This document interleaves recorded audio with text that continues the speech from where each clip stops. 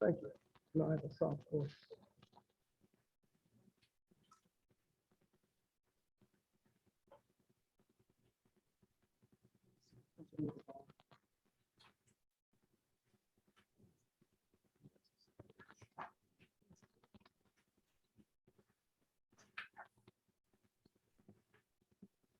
Something at the bottom. On top.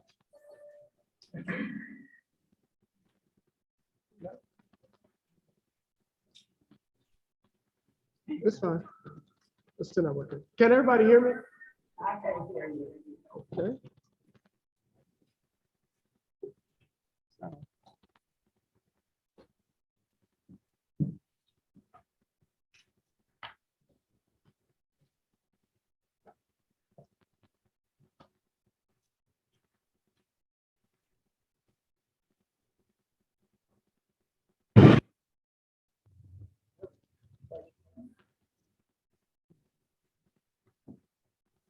Good evening, everyone.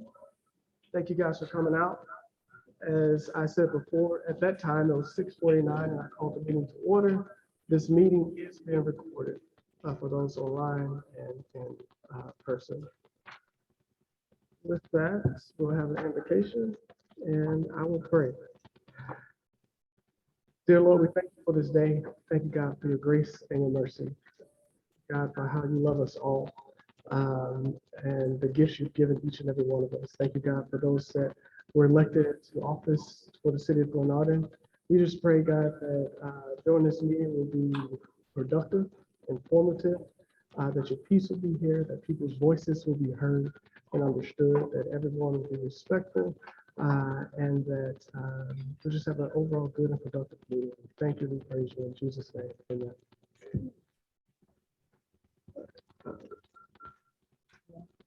The roll call. Would you do the roll call, please? Council. Councilwoman Reed. Councilwoman Jones online. Councilmember Harrison. Councilmember Herman. Yeah. Councilmember Rogers. Vice President Ferguson. And President Curtis. Here.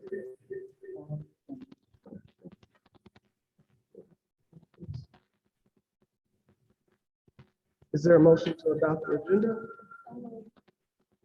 Second? Second by Councilman Hairston. Any discussion? Deputy Clerk?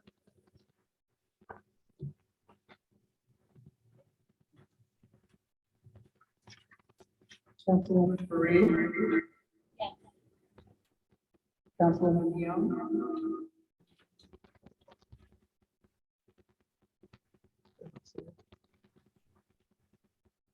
Councilman Harrison. Councilman Aaron. Yes.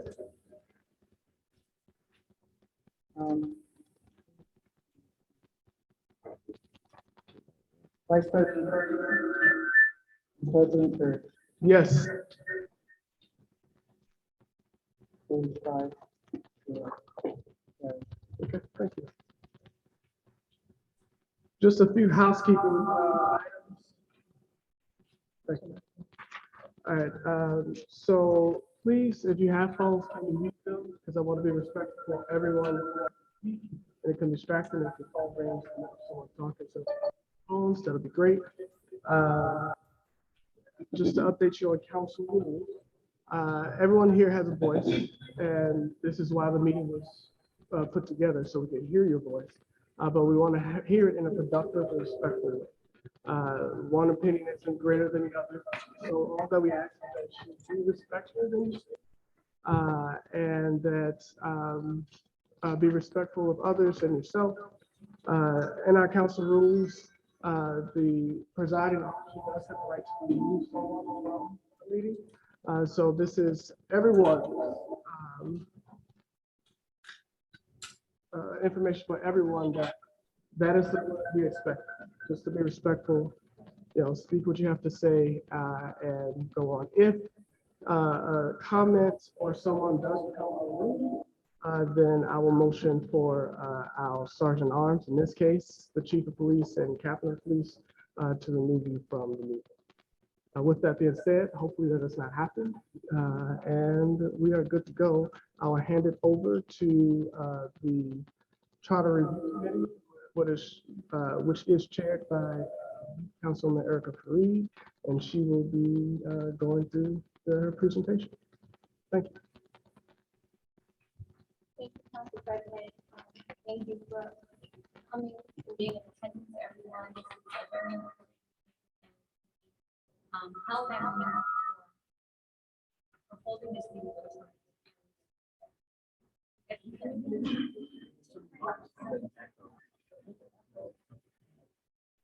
I don't want to.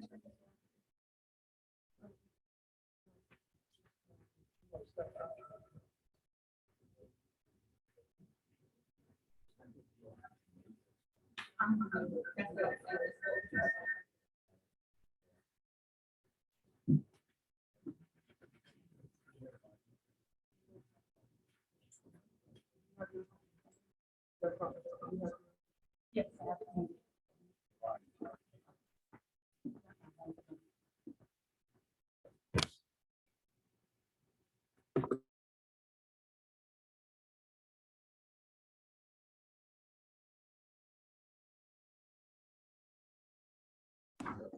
Okay. No.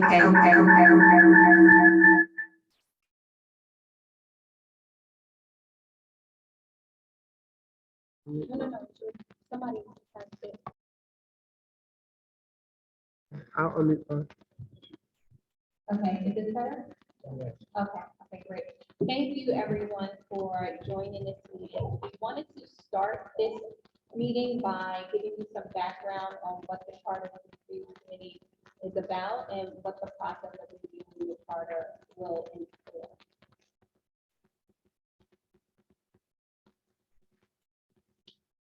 So the Charter Review Committee process was passed by resolution R 34/2022, a resolution to establish a charter review process.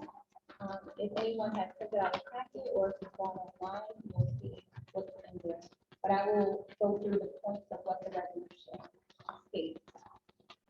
It states that the charter will be reviewed at the end of each annual session to ensure that all legislation enacted in that section has been incorporated. So basically, as we go throughout the legislative year and we pass resolutions, we're just going to make sure that the charter is being updated so that it stays current. The next thing is the charter will undergo a comprehensive review, section by section, every 10 years, starting in July of 2026. That is common practice. 10 years is quite a bit of time. Other municipalities might review more frequently. The counties review more frequently, and our attorney will speak more to that when she gets to her slide. But this process of a 10-year review, what we are under right now. So it kicked off in July. We were in recess. We did not have our first meeting until September of 2022. The schedule for the charter review will be published by June 30th of the year in which the comprehensive review is due.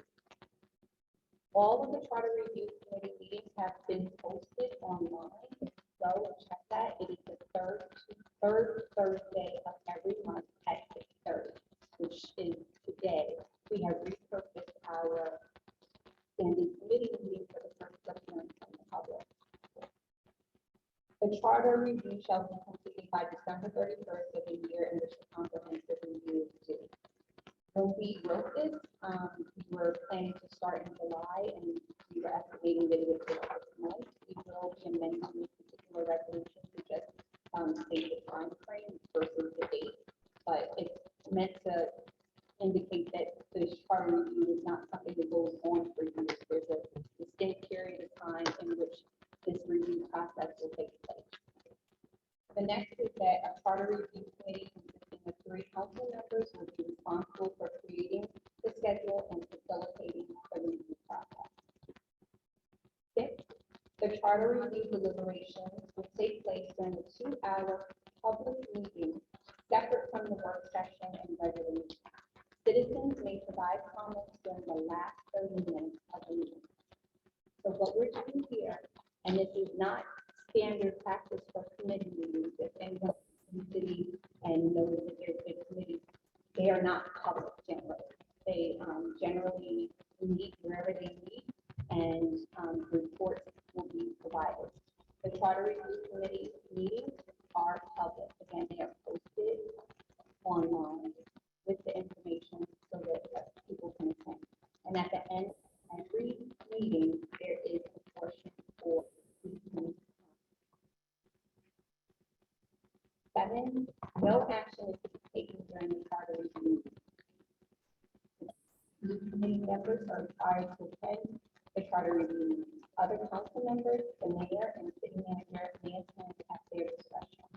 The attendance for the meeting is only required of the committee members because we have and as officials, we are already required to attend our regularly scheduled meetings. That does not prohibit anyone from attending the meeting. Certainly, the mayor, the council members, and the city manager are encouraged to attend, and in fact, are invited to attend.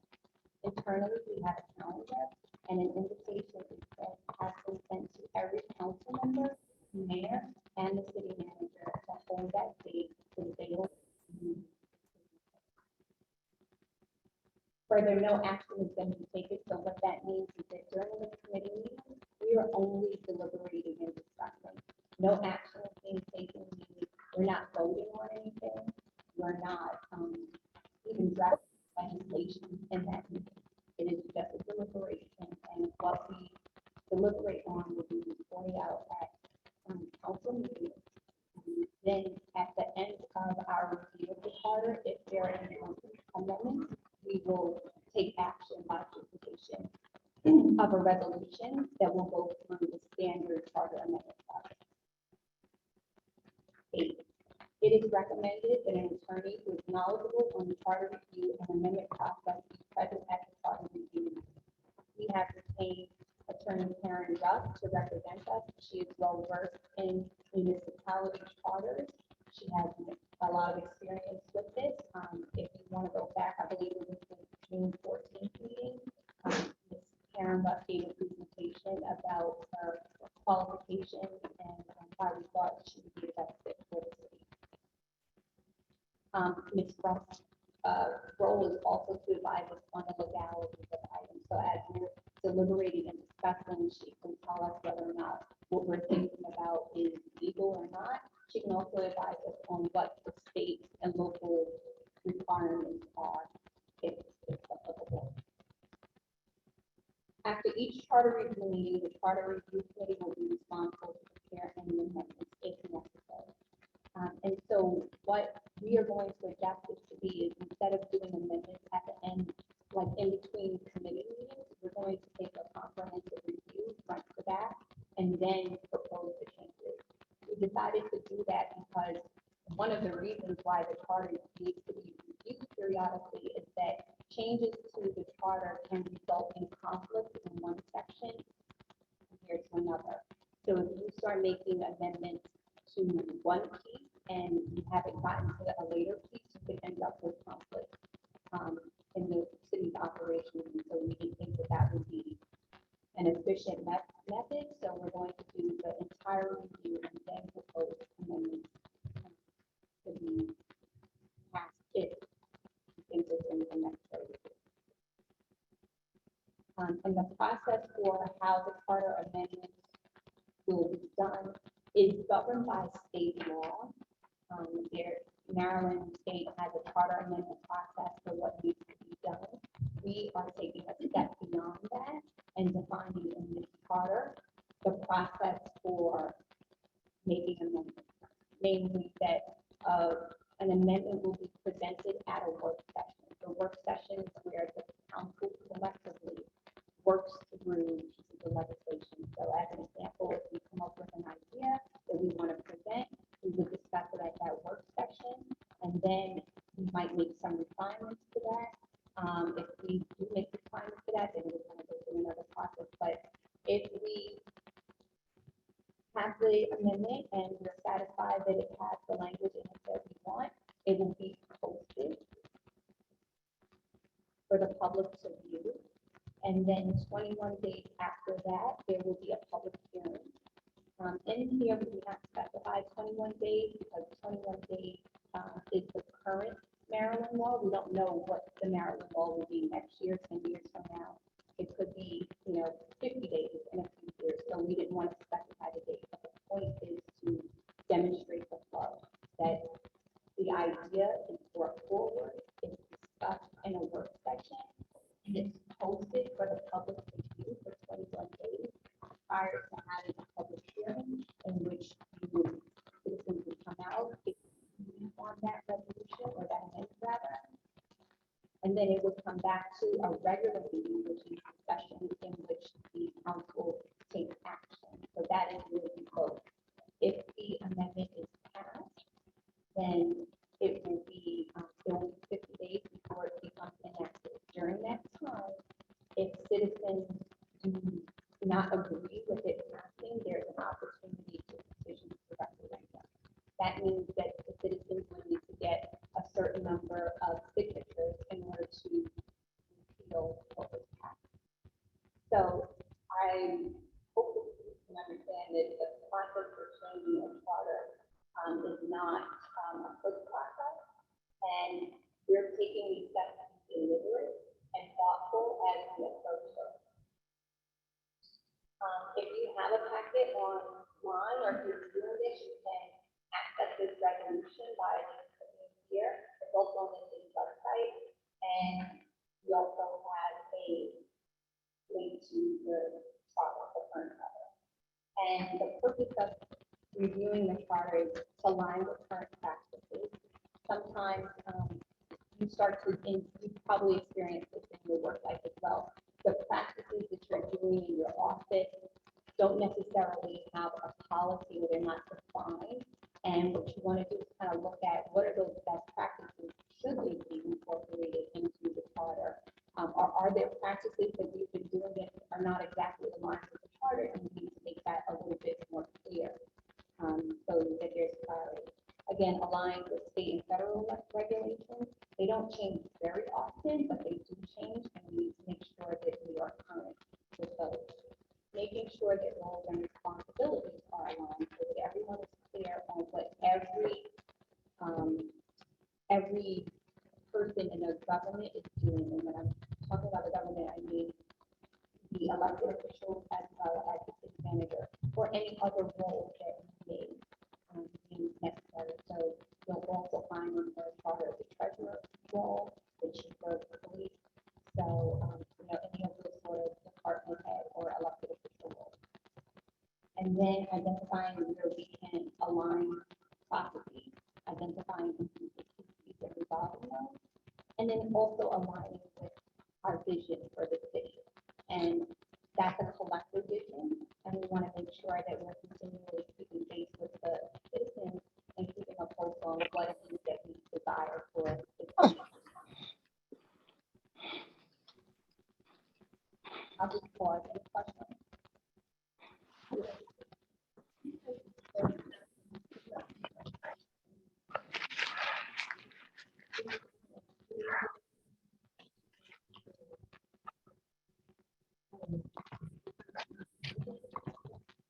Sorry.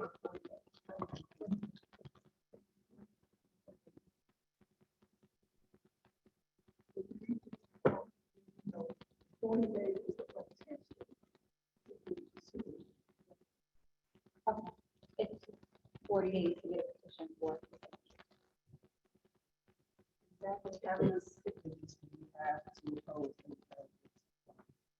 It's the percentage, it's 20% of the, 25% of the registered voters. Okay, we can open up the station to see if this is what happens. So it's 20% of the registered voters.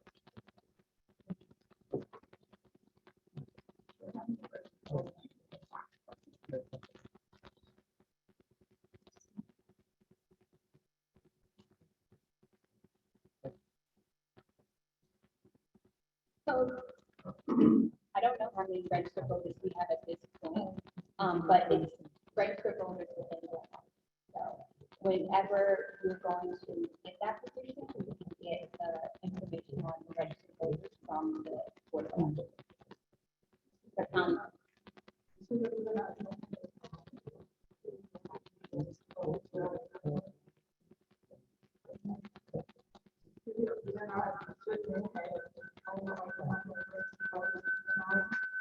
I'm sure we do, I just don't know it right now.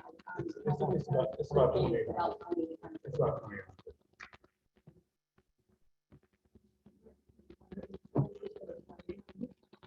Five, six. So it's quite a number of signatures. But I wanted to bring us here because I think that there might have been some confusion about this public hearing. I did have people ask me where's the legislation that we're talking about. This is actually not the type of public hearing, the one that's required where the citizens will speak on a charter amendment. And I wanted to give some background on how we got to a place of even saying that we're going to have this meeting. So if you kind of take a look at the star on the continuum of activities from when the committee meets to when it's adopted or repealed, we are literally right here. We have had one meeting on September 27th. When we had that meeting, and there was an agenda posted for the meeting in advance, and it had what the agenda items were, including reviewing the topic of the form of government, and that we were supposed to be reviewing Articles 1 through 5. If you have a copy of the charter, you can see what that is. As we were reviewing the articles, we got to the mayor section, which is the first section of the charter that talks about role in the city, and we realized we can't move forward with reviewing that until we have a discussion. We didn't want to move forward rather with reviewing that until we had a discussion and heard from the public on the government. We'll give you some more history on that, but just the form of government that the city has is not a pure form of, meaning that there are different types of forms of government. So you have strong mayor, you have weak mayor, you have council manager. I don't know the other one. It's on the next slide.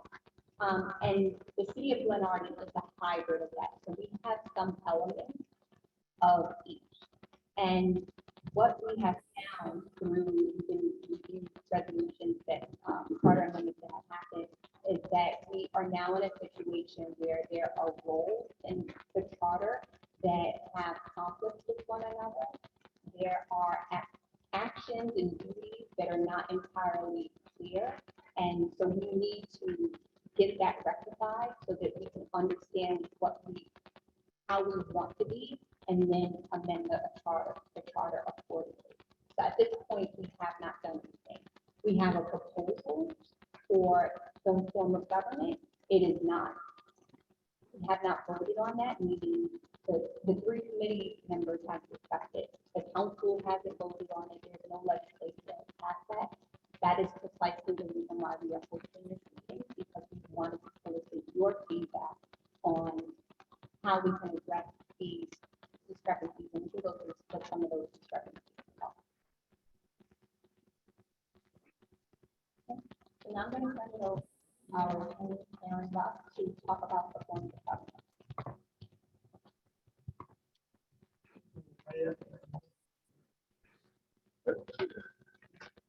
So just for a point of clarity, a public hearing, there'll be the presentation and the opportunity to hear the public's voice. This isn't for anything else. This is a council meeting. Out of respect, we've given the mayor a seat here at the table, but this isn't a portion where we're going to be taking anything else from the council or the mayor. This is a presentation of what was discussed in the committee meeting, an opportunity for you, the public, to voice your concerns or not concerns, or if it is concerns or objections or what have you.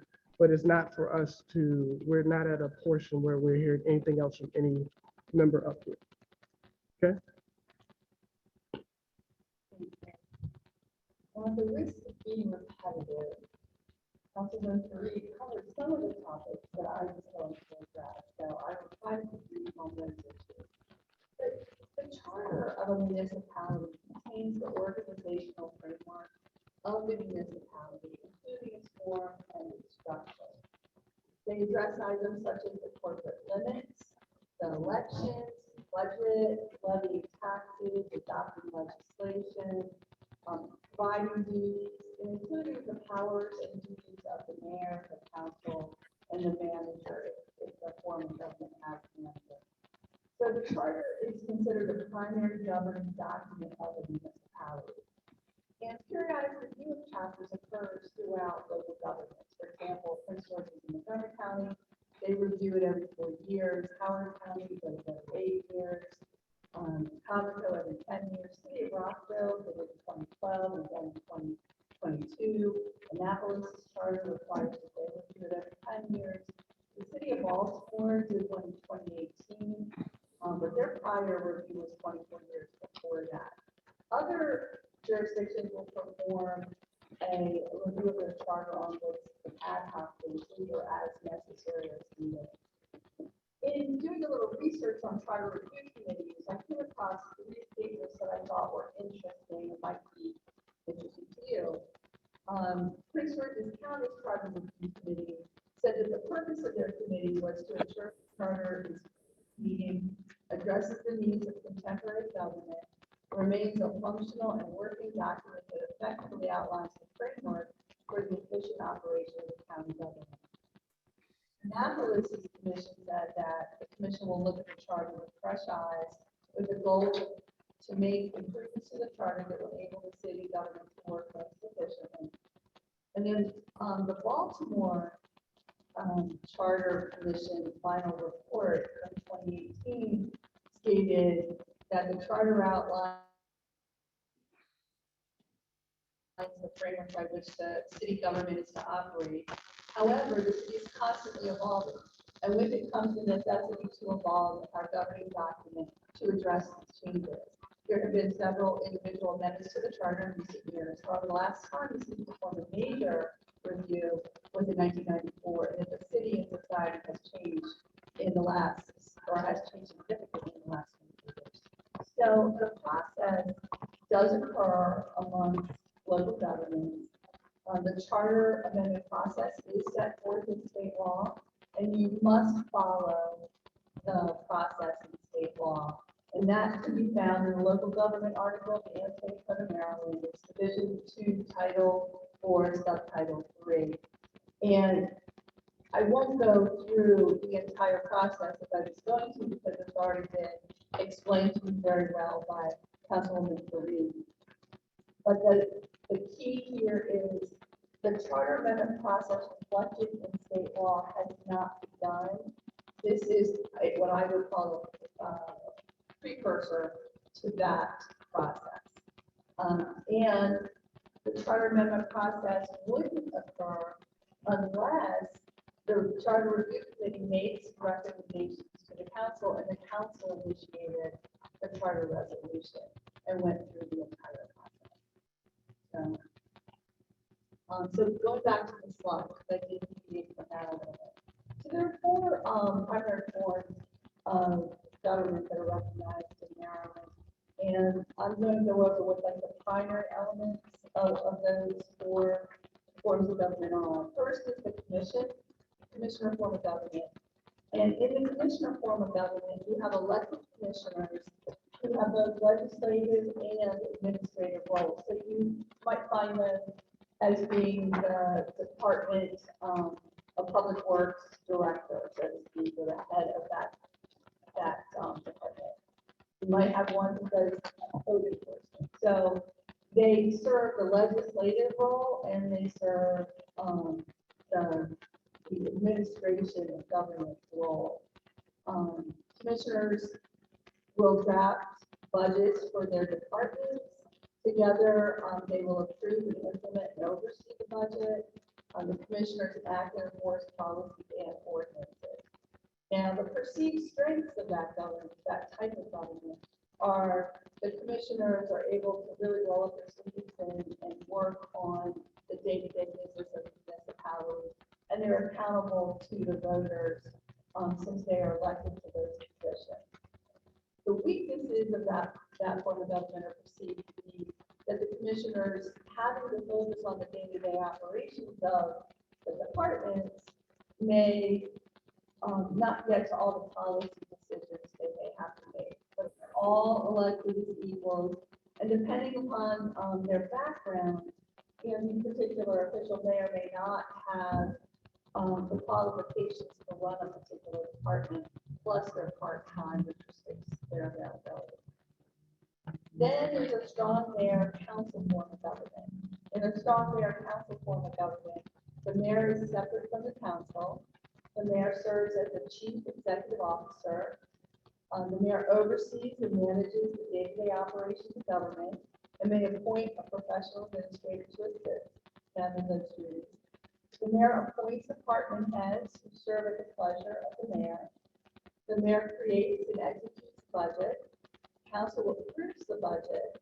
The mayor negotiates contracts. The council serves as a policy-making and legislative body, and the mayor sees that the policies are implemented. And also, the mayor has the ability to, power to veto ordinances, although the council still retains the power to override that veto. The strengths of that form of government are perceived to be there is a division between the executive and legislative branches, or being elected, the mayor has accountability to the electorate. And a professional administrator can help the mayor if they are inexperienced in the administration of the government function. The weaknesses of that form of government are perceived to be that the mayor may not have a strong managerial or administrative background. The mayor may have differences of opinion with the council and regarding policies or legislation that the council is putting forward, but not be part of the council, and not vote on changes that are put before them in legislative form. And so then the weak mayor council form of government is the third form of government. And in that form of government, the mayor serves as a ceremonial leader, and the mayor presides over council meetings. The mayor often serves as a member of the council and may vote on issues, but has no veto authority. The mayor has a limited administrative powers, and together with council would appoint department heads. The mayor and council together create and implement the budget. Mayor is usually elected by the council, not the voters. The mayor and council together create and implement policies and ordinances. And again, it's perceived that the strength in that form of government is no one person has control or dominates an agenda, and consensus is made by deliberation. The weaknesses are perceived to be that the mayor has no independent power, and the role of the mayor can often be misunderstood, leaving questions as to the role of the appointed official. And then the fourth and last form of government is the council manager. In a council manager form of government, the council is the legislative body and establishes policy. And the mayor is part of that legislative body. The council appoints a professional manager as the chief executive officer who serves at the council's pleasure. The manager is the chief administrative and or executive officer, drafting and administering, monitoring the budget, implementing policy, enforcing ordinances, and overseeing day-to-day operations. And again, in that form of government, strengths are perceived to be that the council represents the residents, there's professional management, the manager is accountable to the entire council for the administration of the daily operations of the government. And the daily administration of the city government is separated from politics, and the manager serves the pleasure of the council, whereas the weaknesses are that the elected officials may want to have more decision-making over the management of the day-to-day operations because of their accountability to the voters for the government's functions. Now, most municipalities draw elements from more than one form of government. Not all municipalities are going to fit in one of those forms. They're going to draw from one one forum and another forum to come up with the way they operate. And so if you look at Glen Arden's charter, where the mayor and council are elected, the council is the legislative body. The mayor is not part of the legislative body. The mayor has veto power. The council can override veto. The mayor is the chief executive officer of the city. The city manager is the chief administrative officer of the city. And the city manager is responsible to the mayor and council for the administration of city affairs and drafts the budget, the proposed budget. And that concludes my part of the presentation.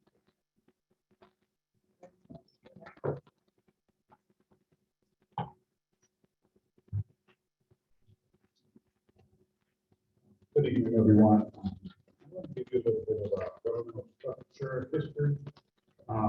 If you look at your agenda, I have attached some background information on that.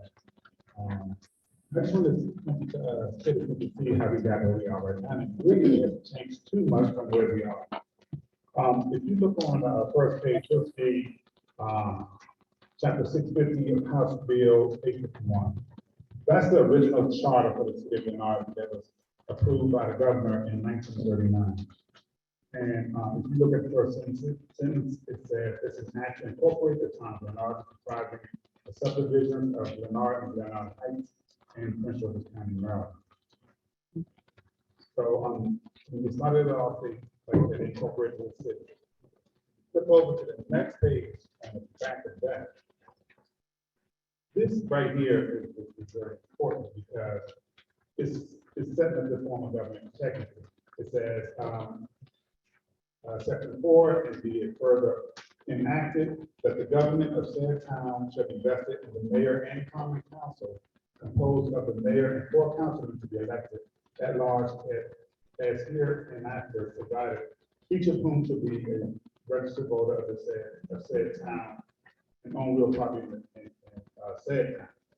So basically, you know, they set up the mayor and council form of government. But it didn't give the mayor any more strength than anyone else. Look over on the next page.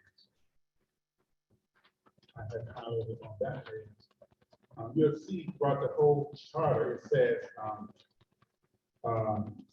for section 8, and be it further enacted that the said mayor and common council shall appoint a clerk and a treasurer. So the mayor and the council will appoint and approve a clerk and a council. Section 9, it says that the mayor and council shall appoint one or more town police officers and a police department. So again, it's not just the mayor, it's not just the council, the mayor and the council working as a body. And remember, it's 5 people, so pretty much the legislation that was from the years back, the mayor was having a vote back then. So if you look at section 10, that's highlighted, and it says, and be it further enacted that the mayor and common council shall have the power to appoint a health officer, a fire marshal, a corporate counsel, and such inspectors and employees as they may determine, and shall fix their compensation. All the appointees of the mayor and common council shall hold their office or position at the pleasure of the mayor and common council. And I keep on saying "and" because it's not just the mayor or, it's the mayor and. So in 1939, it was the mayor and the council. So the charter basically, right now, is really falling in line with what we have. Really, right now, it hasn't changed too much.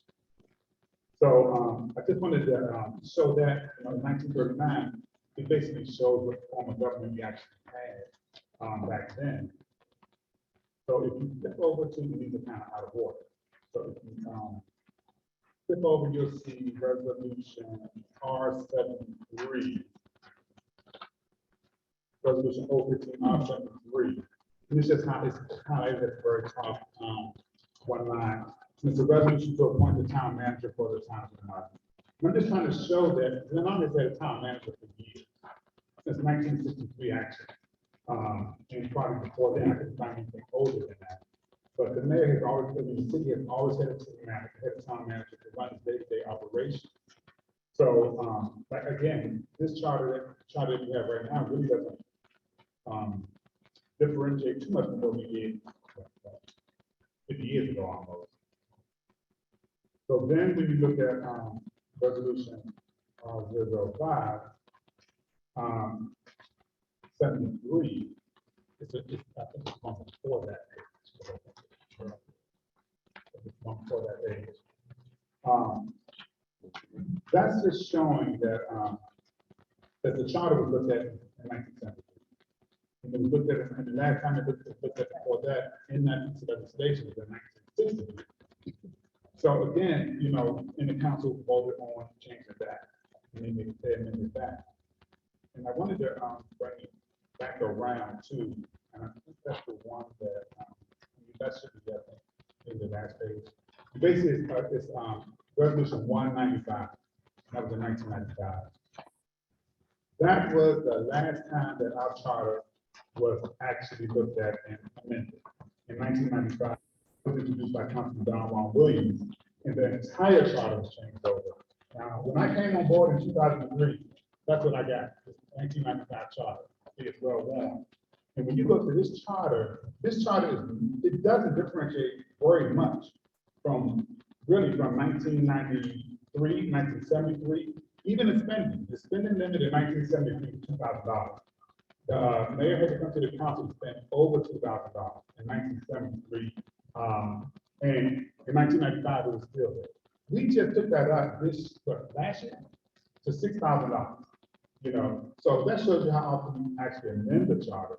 So again, the charter has not changed too much from before. The charter has never had a strong name. I don't know why that's being put out there. Because through this whole process, through all the legislation that I looked at it, from this point on back, it's always been the mayor and council. You know, so I just want citizens to realize that, you know, there's nothing nefarious going on. No one's taking anybody's power. No one's trying to put anybody out of office. We're looking at what's best for the city. Right now, we're running into a situation. We just lost another city manager. 4 city managers in 4 years, there's something wrong with our phone stuff. When Bowie can have a city manager for 20 years, New Jersey can have one for 30 years. You know, other municipalities can have one for 10, 15 years. We can't keep one for no more than 2. There's a problem because it's affecting you, the citizens. Because a lot of things, a lot of programs that we have going on, the city manager handles that. Me, and the rest of the council, we actually approved, we had money for remodeling Mountain Park. She was in the middle of doing that. Now she's gone. Now you gotta figure out how you gotta do, you gotta reach out to see what vendors she was talking to, who was doing this, who was doing that. So it puts everything on the back burner. Also, with the evolving city managers and all this tension and all this back and forth. Again, I'm telling you, citizens, we are being hurt tremendously at the state level. The state gives a bond bill to do projects. We're going to try to build a police department. But one thing that it's not going to do is give us money to see all of this back and forth and these things going on, information going on that's not accurate about this council and what the council is doing and how the government is operating. Again, that bond bill money keeps us from having to raise your taxes because it allows us to do streets. It allows us to, you know, repair the building. It allows us to put playgrounds in. A good thing that you need to look at with the situation that we have with the way our government is set up and why we had to make a major changes. Our Veterans Memorial. I mean, that's been awarded 3 years in a row as one of the most beautiful Veterans Memorials in Central County. But it almost didn't get built because the mayor at that time refused to sign a contract. And so we had to pass legislation to allow the council president to sign a contract, so we do that moving forward. And the reason why we didn't want to sign it because we didn't want to be suspended. But that's not right. You should not be holding up services and processes because somebody has somebody special in mind. You should be looking at what's best for the citizens in our.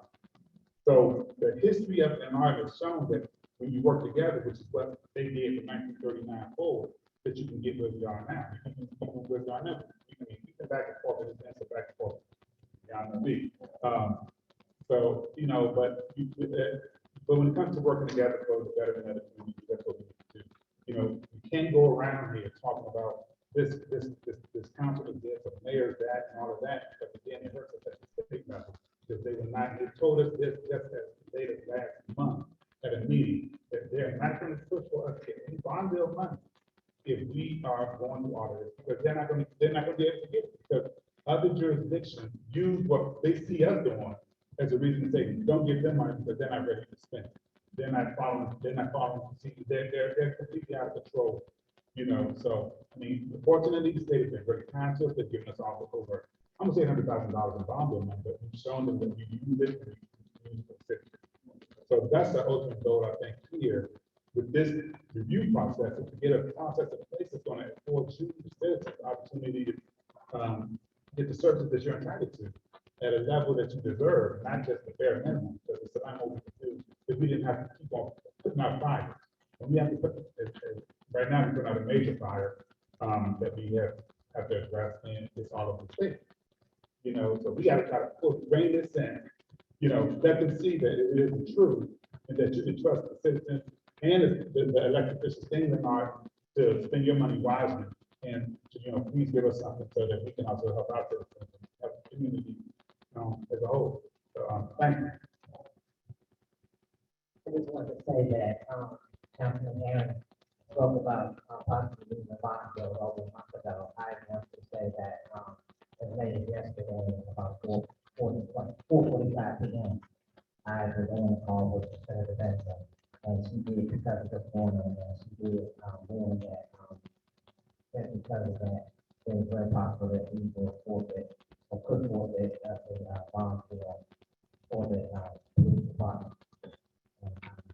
And it was said that we said, and then, again, it was, yes.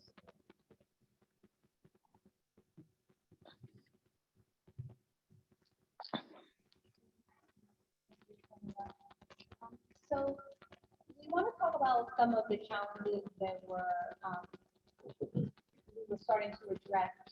And if you have a look at the roles and you look in the charter, you can look at what the different powers and duties are of each of those roles. So if you go to the charter and you look at Article 4, Section 404, the powers and duties of the mayor, that is 5 items. If you look at the city manager, Article 5, Section 503, that is in letters going from A through I. So there are a number of activities there. If you go to the powers and duties of the council, Section 602, that's pages of what is in the purview of the city council. I think it's important to note that what Councilman Herring pointed out around the form of government that we had originally, it was that the mayor and the council were together. They were doing things together. Since then, the mayor role has been separated, but the mayor role does not have the same authority that the council role does. The mayor role does not have the right, for example, to pass legislation. If the mayor wants to do something in the city, he has to work with a council member to get a resolution sponsored in order for that to be able to be presented, and then the council has to vote on it. When you have a situation where there is conflict between the mayor and the council, and they're not working together, that does not happen. The mayor would likely get nothing to do in a situation like that where they are working apart. Again, with the veto situation, the way that it's set up is that the council can overturn a mayor's veto. So the council will pass something, and if we pass something with 7 council members supporting it and the mayor overturns it, the council will just overturn that veto. So what we're looking at is how do we balance out that power? That's been a lot of the complaint. I've been in the city for 5 years, and I distinctly remember going to a town hall in 2017 that Mayor Estes at the time held, and it was about this same topic. And I'm bringing that up to point out that this is not a matter of the people who are in the council seats now and the person who's in the mayor's seat now. This is an issue regardless of who is in these seats. I think the citizens of what Glen Arden, those who have been here much longer than I have, we know that this has been a constant conflict and a source of consternation. And so what we are hoping to do is come to a form where we can all work together and we can eliminate some of these inefficiencies and just being ineffective. And I'm just happy to hear the fact that, as elected officials, I know we do a lot of work, but we are part-time. We are not full-time elected officials like in some of the other districts, like in DC or in New York, where there is that time and dedication. I have a full-time job. Everybody here has a full-time job in addition to doing this role, which is different than a city manager who is employed by the city to do that job full-time. And as Councilman Herring pointed out, we have had a city manager, town manager for decades. So it kind of has always been the elected officials and handling policy and the town manager executing those policies.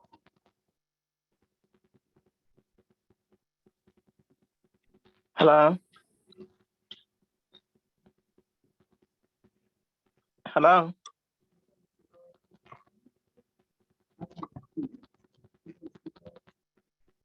I'm sorry?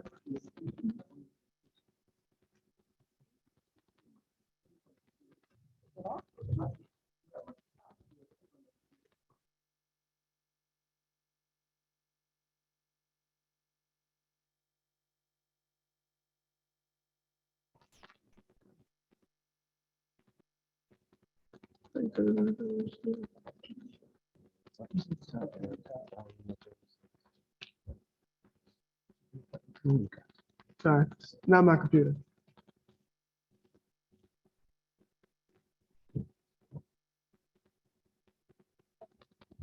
And so this slide is just providing a visual depiction of the roles and responsibilities side by side for the key areas in the government and when we talk about conflict, what we're talking about. So particularly here in the personnel, the recommended hiring and firing, and managing the day-to-day of the personnel. In the charter, prior to resolution amendments that were passed earlier this year, these responsibilities were both under the city manager, powers and duties, and the mayor. Think about if you're on your job, if somebody has the same responsibility as you, what type of conflict that would cause, and the accountability for who's supposed to be doing what when two people have the same role. So we can talk through, and I see that the mayor has passed out those resolutions that were made, and so we can go through an illustrative example. I had one of those part resolutions to go through an illustrative example, but I'm happy to talk through the other ones as well. So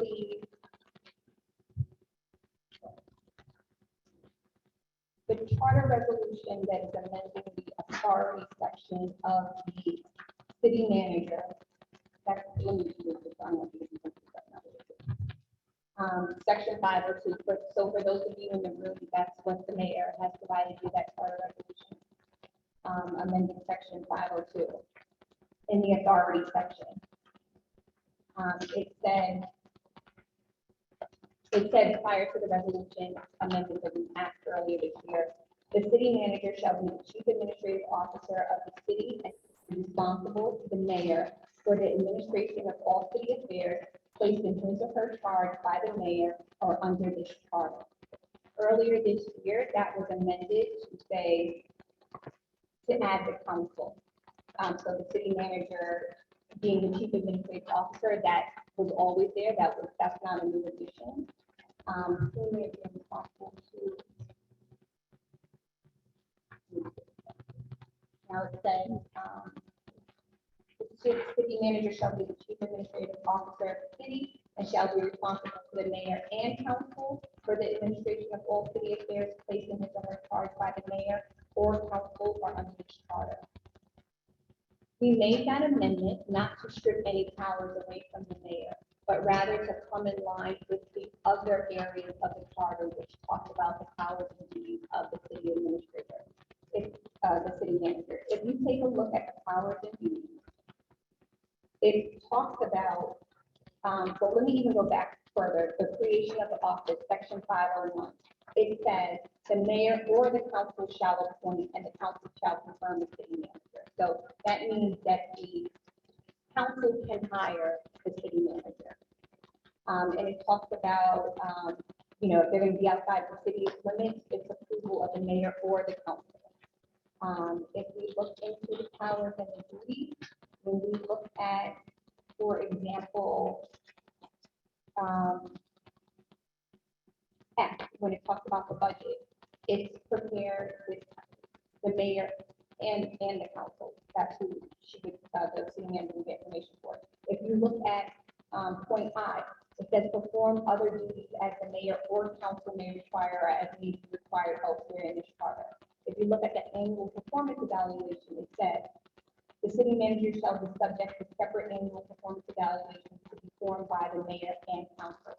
So the sections that I just read to you, those are not amendments.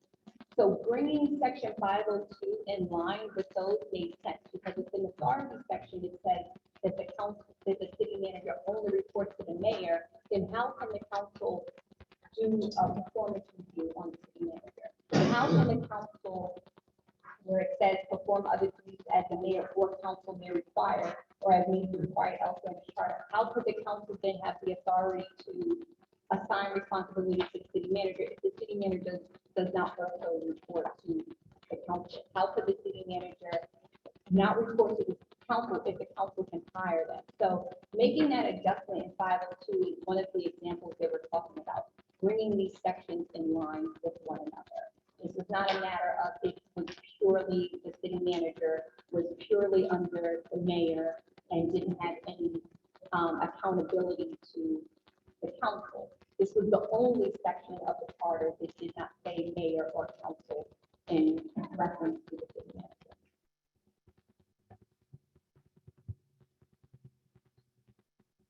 The other charter resolution that we were provided with was charter resolution 02/2022. So let's take a look back at that. So I'm going back to 2014, when these resolutions or when that language was kind of in its unamended form. Article 5 in the city manager powers and duties, it authorized the city manager to recommend the appointment and the removal of personnel to the council. And Article 9 was the authority to employ the personnel. So that authorized the city to hire personnel and the city manager to recommend appointment and removal of personnel to the council. So in both of these sections, the hiring and the recommendation or removal of the personnel was from the city manager to the council. The mayor was not involved in that. So those two sections were consistent with one another. In November of 2020, a charter resolution was put forward. It only amended section 901, and that gave the mayor authority to recommend appointment and removal of personnel. So when that change was made, that now became a conflict with section 503, which said the city manager had that responsibility. So again, this is an illustration of why we need to review the charter comprehensively and not piecemeal.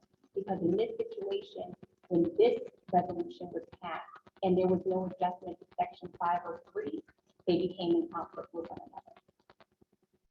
That conflict became evident with this new administration. So it was about a year apart in which this was identified. And we resolved that by returning to the previous language. So we restored Article 9 to have the same language that it had in 2014 when there was no conflict. So those explanations are the reason why we passed the two resolutions that we passed. The first one being that we were being consistent with the rest of the charter, which specified how the council and the city manager interacted. And then the other change was about resolving a conflict that was created by a previous charter.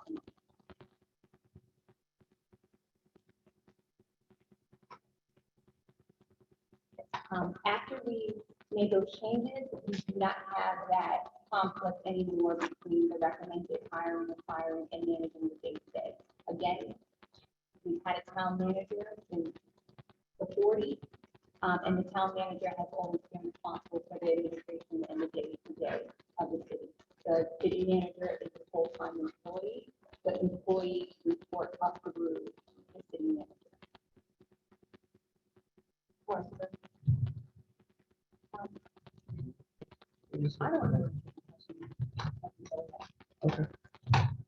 If there's no conflict with the council and the hiring of the manager, how has Lenore not been able to keep a city manager? If there's no conflict between them both, then how are we able to keep a steady city manager? Like, what's the issue? And keeping someone steady in a position if there's no conflict amongst both parties? That's what you're saying, right? Oh, well, there has been conflict. This was only recently resolved, and even in the resolution, there's still been conflict, and that's why we're continuing to look at this. I cannot get, I, sorry. Yeah, so, there was conflict and there has been conflict, and every city manager has different reasons for why they have left. I couldn't tell you that it wouldn't be fair to say that the city managers are leaving for this specific reason. I think there's a number of reasons. Some of them have left with pay, right? We try to address that by increasing the pay, but there are different reasons. But certainly having conflicting responsibility has presented an issue. You can't disclose personnel matters to, talk about, we just can't talk about personnel matters. One second. Mr. Hampton.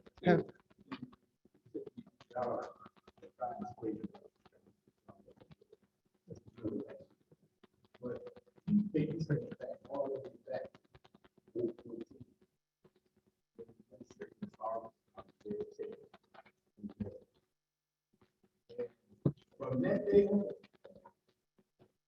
6, 7 years, we moved. Council went out, brought the manager back to the city that they got rid of. Yeah, I found out in suit. We lost that. Still didn't get nothing done. Yeah. We as a doctor that turned back because we ran out of time. Because this council, y'all came back. We always been in trouble. All the way back there. When the council tried to buy the line, the previous mayors that we had, worked closely together with the city manager. And whatever problems that the city saw, it was the manager and the city mayor were supposed to bring it to the council. And then work together with the office. And when the council changed over, you got all teachers. Nobody. Everybody talks. Man, ain't nobody can stand up for nobody's stuff and get orders for 8 counties. You do this, I say do this, not tell you what I know. Everybody trying, how can you go run a city like this? The mayor, people elect the mayor for leadership, for wisdom. And this has been going on for years. If the president of the United States called the governor to meet a special meeting, okay, the governor said, well, okay, now I gotta call all the city mayors. He don't say nothing but bring the council. Bring the heads of ours. It's in the Bible. But then this thing when you doing get down, we've been hustling backwards. Now we lost the city manager, just got public work director. He ain't got his feet in the ground yet. So I don't know how long he gonna last. We just begin to get started. And now we gonna snap back and then like we got a chief. We just got him on board. For a minute ago, we gonna lose him. Now the responsibility, he's running the city. Now he got a big enough job already trying to keep up with going around out here. It takes a special person qualified to do what he's doing, it takes a special person qualified to the city manager. Managing money, making sure that the city runs properly, and they got to make sure that she got to do what she got to do when she travels. Because she's out there grabbing from all other lands, all other cities, see what they got coming down the pipe. So she's a politician. That's how she got to be mad. She's fighting for the people rights. Whatever's going on in the city, their mayor's gonna be out there. How you doing, man? What you got on? They had mayor's meetings where they join together to get ideas on what's coming, so we can join together. We can do actually that. But if you want her, this system gonna go beyond the point and don't do nothing, no control, then we don't have to step in and return ourselves back into the county. And let the county do what we're supposed to do, the county do. We're hustling back. And just like, and her can say, the state house, getting daylight, all of a sudden, and what y'all did last night, that was just crazy. I thought we was in a war. I said, we just got out of this war. And y'all out there threatening this and all and who. Come on, the educated people out there, educated. And we are solving this now.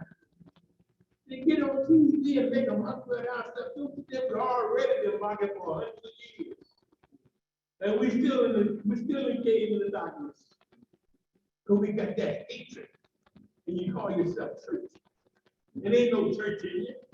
And you don't have hell or heaven with nobody in you. Just know what I'm talking about. Okay? But the thing is, we got to work together. The man can't do but so much because she knows for a fact she's dealing with the people and she's dealing with the council. And the council we got is dead. Y'all good. It's fine. So she can't do but so much because y'all know what you're doing. Ain't blind, ain't even blind. Y'all educate people. Thank you, Council. Thank you, Mr. Hampton. I forgot to mention one point, and I appreciate your comments, their value, so we thank you for them. There is a 3-minute time limit. Are So we don't- citizens going to be we're allowed not to here speak? to, I'm sorry. Are people allowed to There's a speak 3-minute time limit on so the, at 3 o'clock in the morning. I didn't mention that before. So, so that's why I gave Mr. Hampton extra time because he did not know. But going forward, please, 3 minutes, and I appreciate it. Thank you. Ms. Smallwood? Yeah. Yes. One more. Sorry. If you could also state your name before you speak, so we'll have on record who's speaking, that would be great as well. Thank you. And just one thing, I have been like taking clarifying questions as we're going through. I think we haven't finished the presentation on what is being proposed. So I kind of feel like it's unfair to start taking comments on that until we've actually gone through and explained them. So if there are clarifying questions as we're going through, you know, I think we're fine to entertain those. But your feedback or your idea of solution.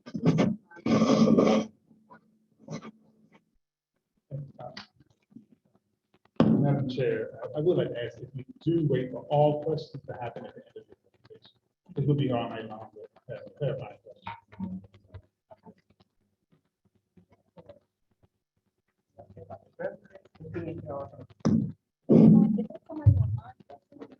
I have my first question. I'm gonna take it back off of this young lady right here. And she wanted to know why we can't keep a city manager. The one reason I think we cannot keep a city manager is because if the city manager goes against one of the council president, one of the council members on the project or projects that they're trying to get through, they would get an instant attitude, put their personal feelings in it, go around and recruit other council members to see their point of view. As long as they can get 4 votes, they can terminate their city manager. That's a fact. Now, I have a question for Councilman Herring. How many bond bills has the city requested in the past 5 years since 2019?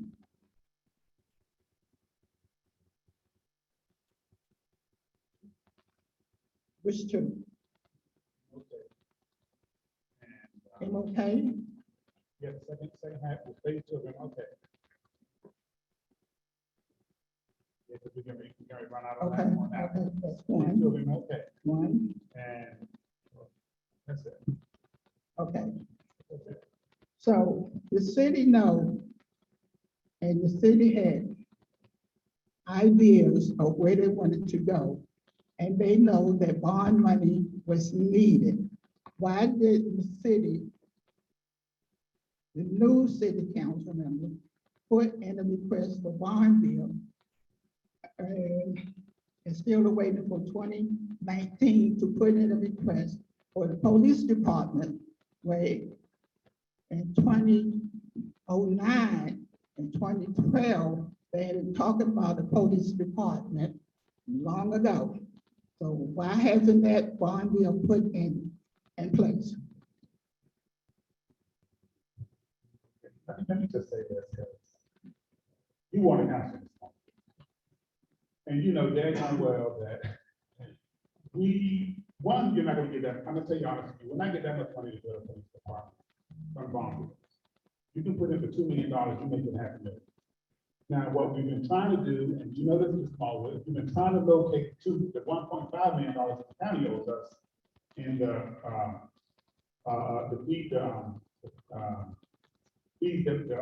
public safety impact fee that they were supposed to give us for the building of Wilmington Town Center. So, I mean, we could put in bond bills, and we haven't put in yet, I know, because I know we've been going through things. You know, but you need a city manager that's gonna be here long enough to write. Now, you do know that the bias for a number of our bond bills, we got coming through there. You know, and I'm saying that's what you need. That's why you need a stable government, a stable city manager in order to get this. Now, bond bill season opens up November 1st. No city manager. You had that was again, I think that's exactly what happened in 2019 also. Okay, now, when the council was running for the council, the at-large and the Ward 3 council, in their resumes and under the qualifications and the things they wanted to do for the city, they put in their portfolio that they will go to the county and ask for $1.3 million that the city, that was owed to the city for building a Whitmore. So my thing is that request should have been put in as soon as they got in office, because that was the same thing that I had on my request. And it looked like to me, everyone took what I had and put it on those and did not follow through. Ms. Smallwood, thank you for your You comments. cannot cut me off because you gave everybody else Miss- more than 5 minutes, so you have to allow me. Ms. Smallwood. What Miss- you do for one, you have to Miss- do for no, all. Ms. Smallwood, I'm sorry, Miss- you're wrong and you're out of place. I understand that. I said before you got up there that we'll do But 3 you minutes. from cannot here now. change the rules in I- the middle of the game. You Ma'am, cannot change the rules in the middle of the game. Ask your attorney. ma'am, Ask your attorney. I'm trying to be patient, but if, I'm trying to be patient with you. understand. Ask your attorney. She's there. She can answer the Ms. question. Smallwood, please, if you sit down, you'll be able to hear the rest of the presentation, but if you don't, then I'm gonna have to remove you But from the meeting. you said you're gonna see, Councilwoman Reed, so that she don't mind taking questions. And And so what I was saying about questions was clarifying questions as I'm going through to make sure you're understanding what I'm saying before we get too far. not this is not the citizen comment period. And I But respect I'm only your commenting on what everybody else can comment on your presentation. Well, I respectfully, Ms. Smallwood, what was on our campaign material is not what we're talking about right now. The purpose of this meeting is to talk about the charter review committee process and how we've gotten to the place where we are looking to, at the governance structure of the city. With that, you allow Mr. Hampton Ms. Smallwood, talk about something that Ms. was not Smallwood, on the committee. respectfully, And this you- is your I have final the right warning, Ms. to Smallwood. say anything. So we get a response from the city attorney. And, Ms. Marlowe, can we just wait for the other section to go?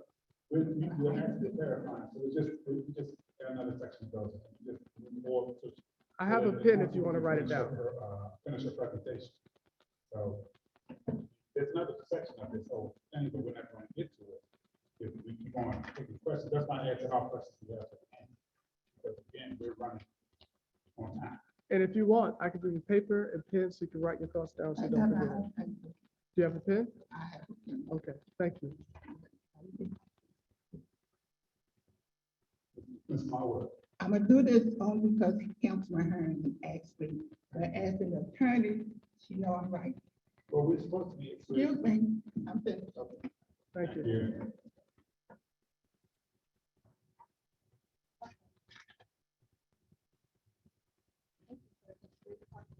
So, how we,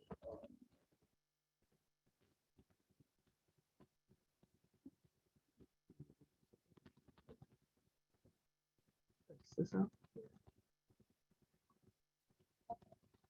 and so this is the proposed process for how we would go about closing the gap. Step one is deciding on what the roles and responsibilities will be. As I laid out earlier, that is, we can't start making adjustments to the charter or figuring out what areas of the process we want to refine if we don't first define what each person is going to do. Step two is then proposing the amendments to the charter as needed to align with that previously agreed roles and responsibilities. Three is presenting those amendments to the public prior to voting. Four is voting on those amendments. And then five, aligning any of the city's policies and procedures to align with the charter. So the proposed change, as we talked about, and as Councilman Herring has stated, is actually taking us back to what we started, the form of management that we started, where the city manager, where the mayor is a part of the voting body. So in this case, the mayor would be able to do all of the duties that they perform now, in terms of, being the head of the city, liaising with other city governments. That would be the designated role for that type of thing. What would be different is that the mayor would have legislative authority. So the mayor would have the ability to bring forth legislation, and the mayor would have the ability to vote on legislation as well. So in this form of government, it would be 7 equal voting members and then a city manager. So again, going back to the history of what Councilman Herring stated, where it was mayor and council, and as I've read sections of the charter, it says mayor and council for pretty much everything. So this would in fact, be an addition to the role of the mayor, again, and allowing the mayor to have that legislative authority that that role does not currently have. The city administrator would still be the chief city administrator. So this proposal doesn't move us in form different. Really, the difference here is that the mayor would have voting rights. So this is not taking away the mayor's authority at all. This is still, the mayor would still be that, I don't know if that's how to say it, but the mayor would still be in that chief role. And if you look at, and municipality that has that form, and it has a very detailed description of what that mayor role does. It's very clear, which our role for the mayor is not very clear. So in doing this, it brings us back to the spirit of what it is, and then this allows us to operate together as a body for the benefit of the citizens. And so now we will open it for feedback. Are citizens on Zoom going to be able to ask questions? So, Yes, citizens on Zoom will be able to ask questions. So if you have a question, please raise your hand and the moderator, the council president will keep track of that so that we can do that. if, Okay, I'm on the phone, so I don't think I can raise my hand. Oh, okay. Is this Ms. Pfeiffer? Yes. Okay. So we'll, after we, do you want to take them online first? one second. So just so we can be clear, so there's, excuse me. Just so we can be clear, so we're all on the same page, because I want people to feel comfortable talking. Time limits are enacted, but you know, one flaw that I saw is that if you're asking a question and you're waiting for an answer, then it's hard to keep time. So if you have multiple questions, I encourage you to use your 3 minutes to ask those questions, and we can answer them after your 3 minutes are up. So we won't be asking a question, then waiting, then stopping the clock, answer the question. Just have all your questions ready, say them all. We'll just keep track of them and we'll respond. And then afterwards, we'll, you know, say that we answer all your questions, and then we'll move forward to the next person. Okay?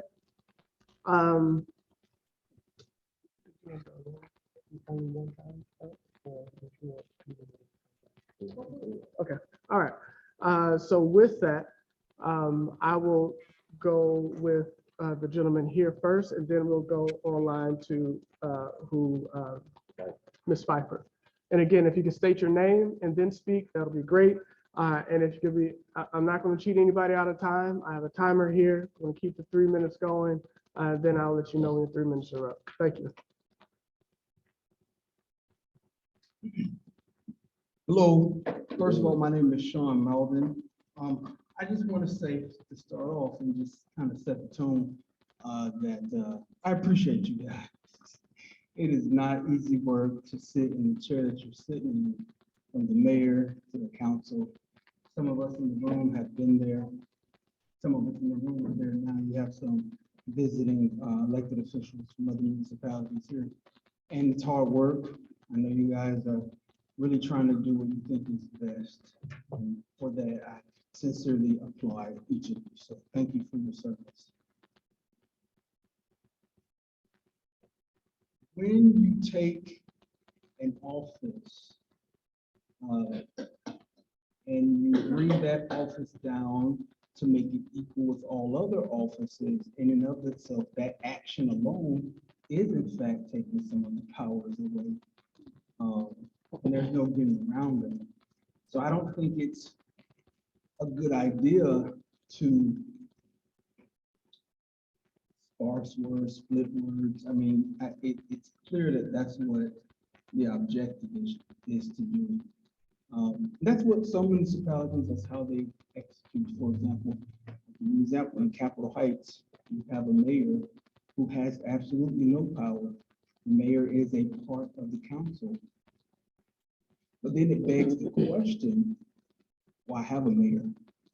That's the next step. You guys have that opportunity. If you're going to start slicing and dicing and changing the charter, I did view your charter, and your charter does say that the mayor is the CEO. It does state, not maybe the charter from the early 1900s, but the current charter does say that the mayor is the executive officer, and the mayor has certain delineated authority and delineated powers.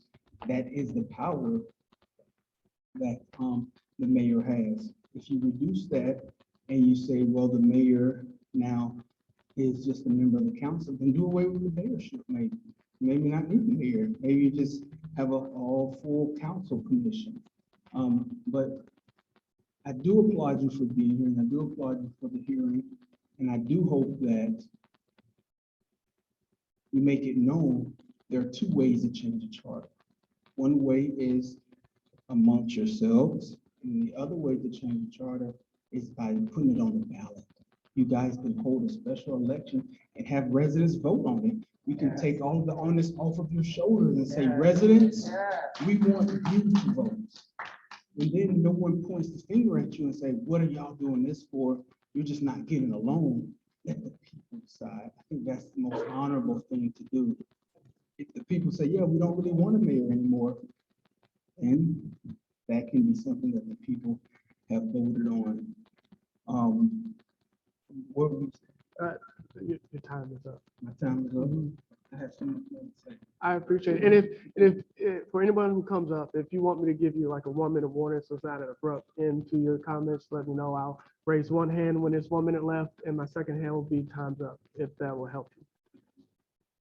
So that's my first time. No, that was And you was on to something good too. I'm glad he had to cut you short. I'm switching. Maybe in some cases, when a person is sitting a good point, you should listen completely instead of 3 minutes. Thank you. I appreciate that. But then we get into doing it for everybody. So, did you have something to say? Okay. Miss Pfeiffer? Yes. Oh, right here. You can put those. Good afternoon, everybody. My name is Maxine Pfeiffer. Hold on. Hold on. Let me actually, I think I turned my volume off, which is why.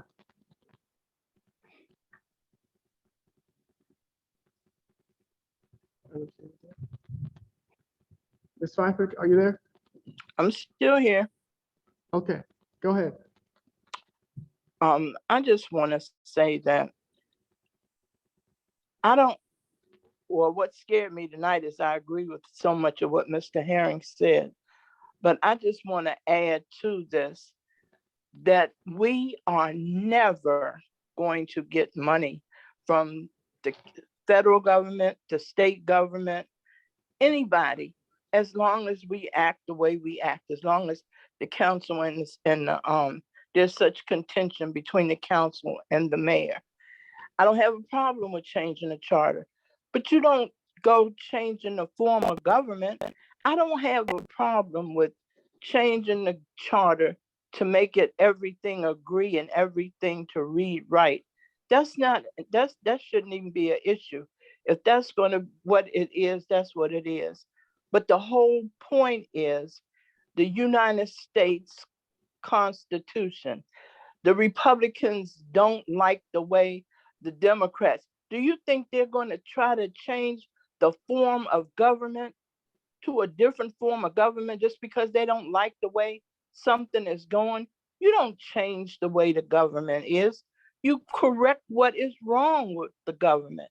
You let the mayor know what her position is, what she can do, what she can't do, and have her stick to it.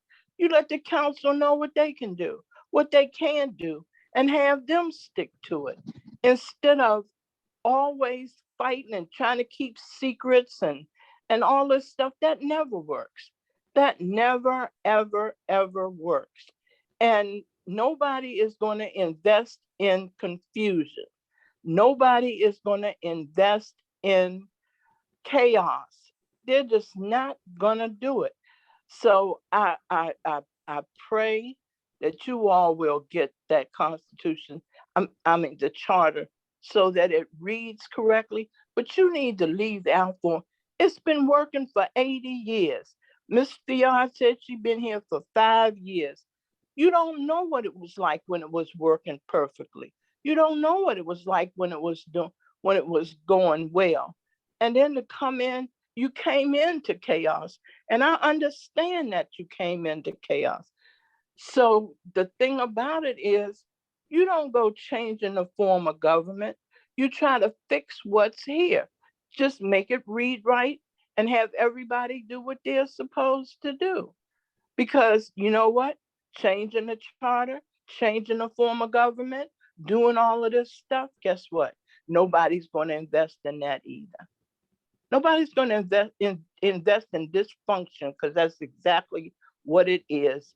dysfunction, when you can't function under rules that are in place, we're not going to never have anything. And we will always be the laughing stock of everything. The federal government, the state government, everybody knows how this city is run. And we need to stop it. We need to stop it now. Don't change the form of government. Fix the form of government. That's what mature people do. I have a problem, a little bit of a problem with the council changing it.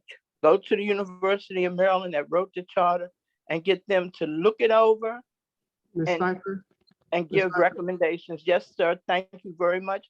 You all have a good day, and thank you for letting me comment. Thank you, Ms. Pfeiffer. Next. And then I'll go to you in the back. Hi, everyone. My name is Paul Braxton. Thank you for allowing the citizens to have a say-so in this process. I commend the committee, the charter committee. I commend the mayor for at least doing this publicly. I think one big hint, I didn't realize the young man offered as a suggestion. If there are any differences in regards to between what the mayor thinks and what you guys think, put it up to a vote. I think there's not a lot of money for special election, but in this case, it takes, not just takes responsibility off you guys, but gives the citizens the ability to have some input. I just like to bring up, I have two questions, and I'll get to those two questions here in a second. But I think Councilmember Arrington brought up a point where he talked about historically the charter made references to the mayor and the town council working in conjunction. But one other thing that you did mention there, and I just realized it says the mayor and town council are authorized to amend from time to time the charter. But it seems like the council has taken on the responsibility of amending the charter without the mayor's input. So when you say that this was the original intent of the charter and some of the things that were specified as a form of government to have the mayor and the council work together, it specifically talks in amending the charter. Now, it seems like there's certain cases where we want to say, okay, well, the original intent for the form of governance was to have the committee, I mean, not the committee, but the council work with the mayor. But then I think publicly, citizens have an understanding that the mayor is the CEO and that the mayor makes decisions, legislature votes on those, not decisions, but kind of enact certain things. So I just wanted to bring that out. But one other thing I definitely want to applaud as a charter committee, because I know some people see the charter as being, the building block for the city. But I do think there are some issues with the charter. And the first thing I think, and this is my concern, is that how are things with the charter committee, how are those things prioritized about items that were needed to be addressed? Because the first thing I see as far as the charter that needed to be addressed was what got us here originally, the special election for the mayor. Because that was not, one of those things, and I think you made mention to me too, is that when the special election came about, it wasn't funded. And so, although the charter may have said there was a special election that needed to happen when the mayor is being elected and needs to get to 50%, that there needs to be a special election that happened, but it was never funded. So I think, in my personal opinion, I think there was other issues within the charter that needed to be addressed immediately, as opposed to a city manager. And I get it. We definitely need to understand roles of organization and who answers to who. Okay, 1 minute. No, Okay. if you have your two questions, you should actually. Organization, 1 minute to who. But I think what I'd like to ask is, how were the priorities of the charter committee identified first? And why are we deviating from the mayor having input on amending the charter when it clearly states historically in the charter that the mayor should have some input, if we're going along the lines of historically following the charter based on what it originally said? Thank you, sir. Yeah, I want to address that because I think there's a misconception mayor, that the mayor's input is not being considered. Okay. That's not at all true. Okay. The mayor is invited to the meeting, meaning that, like I explained earlier, an invitation was sent to all internally, and the mayor was encouraged to attend. In fact, if you go back to our reporting, our meeting recording, when the mayor talked about being on the committee, I explained why it was 3 council members, because this is a council committee. But I had said on that call that I welcomed her participation and desired her participation in the meeting. When we had our first committee meeting, the mayor did not attend. So this is not a matter of we went behind the doors and discussed something and there was no opportunity for the mayor to participate. And even subsequent to that meeting, there was no conversation, at least to me, nothing, the mayor did not reach out to me to provide any feedback or to ask, what happened at the meeting. I can speak for myself and I can speak for certainly the other committee members. We have been committed to being transparent. If you run the tape on when this resolution around establishing the charter review was done, you will hear us talking about the need to have continuous citizen engagement throughout the process, that it was public, right? So we have all of these elements. Committee meetings are not typically public. This is public. The fact that we're even having a public hearing right now is demonstration of that, because by what the state of Maryland allows us to do, we could have just presented a resolution to say this is what we are going to do, and we could have voted on it, and it would have been up to the citizens to get a petition of 20% of the people to overturn that. But we didn't do that. We have literally had one meeting and have come here to solicit feedback. So coming into this meeting, this wasn't a war. This wasn't a battle. This was, here's a proposal, let us hear your feedback. We're looking to be solution oriented. We're open to suggestions on how to do that, and we want to do that before we proceed with reviewing the rest of the charter. All right, so there. One second.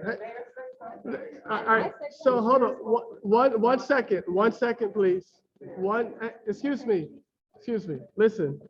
It's not easy to maintain order here, I understand, but I had a lady back here who raised her hand. I have another lady here who raised her hand. I was simply asking. So if you can leave the meeting order to me, I'm not trying to be unfair. Actually, this is a committee meeting. It's our decision whether we're gonna have any comments outside of your comments. But I'm trying my best to manage this meeting. There's nothing, no nefarious things going on. I'm not showing favoritism. I'm literally just trying to manage the meeting. Okay? And the committee chair said that she would like. Chair. Again, this is a public hearing. And we ought to hear from the public. And if we had timed up at the end and so be it. But from now on, we need to hear from the committee. I don't want this to turn into a debate, because that's what's getting ready to happen. Yes. So we need to hear from the public. And the mayor can talk to them individually after, or if we have time, we can give us time to speak. But right now, we want to hear from the citizens in this room. And that's what we're here for, and that's what we advertise it as. Yes. And I know there may be some frustrations with that point of view, but this is a committee meeting. It's not a deliberation. It's not a trial. This is simply, as the chairwoman said, they've had one meeting, nothing's been proposed. It's just to, from that one meeting, hear feedback from you. That's what this is, not a debate. So please, again, be patient with me. I'm going to hold you to 3 minutes. I will give you the 1 minute. That means you have 1 minute left. After I raise my second hand, that's it. You finish your point and we can move on. Thank you. Hello, everyone. We are Menard Housing Residential Council. And for our,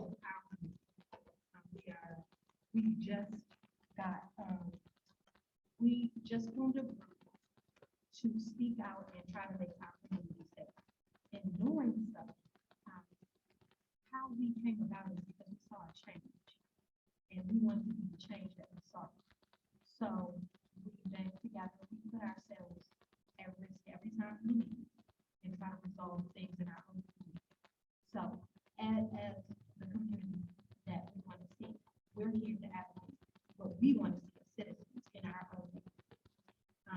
Because whatever decisions you guys make, it affects us directly. You either the victor or the victims of whatever decisions that you make. So I want you to hear our voices. Now, we sat here and listened to you guys, and we listened to you say that this has been in, the road has been in, since 1938. The resolution in 1975. Well, my question is, if we've been battling the same, if we've been having the same problems since you guys have had good times, but for the last, let's say, 10 years, I voted in every election to see a change. I'm now starting to see the change that I want. If you guys have confidence in the House, you are our leaders in the community. So my question to you is, if you had the same confidence with the councilman and the mayor, and I'm not talking about you, prior to you and everything, if you had those same conflicts under the same leadership or dictation of how things go, why can't we change, maybe just this term, change to a mayor being, what was it called, the strong mayor? Why can't we change to the strong mayor to see what comes about? And you guys work together, find ways to work together, because you're asking us as a community to work together, to come together and support you guys, but there is no support. So I'm gonna ask that you guys, let's change it up. We've been doing the same thing before I was even born, and it's not working. So, and we're losing money, we're losing things that could benefit us. Because when you guys probably will be fine, but we as a community will not, we will be suffering in silence. And we're asking for a change. Because we're gonna vote, we're gonna do what we need to do to make the change. We saw a change, we banded together, we're doing our part. We need you guys to do your part so it will benefit us all. So let's make a change, let's see it. If it's not working after when the new election comes, then we can change it back to what it was. It's no harm in it. Thank you. Thank you. I appreciate your comments in offering a solution. That's exactly what we're here for. That would be change, that would still be changing the government structure, doing a strong mayor, but that's what we're here for. And we have to see that.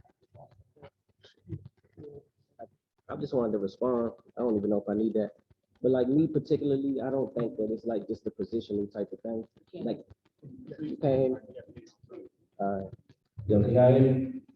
All right, so me particularly, this is my opinion. I don't feel like it's a positional type of thing. That's just the bigger issue. I think the issue is that collectively we need to come together collectively all around the board.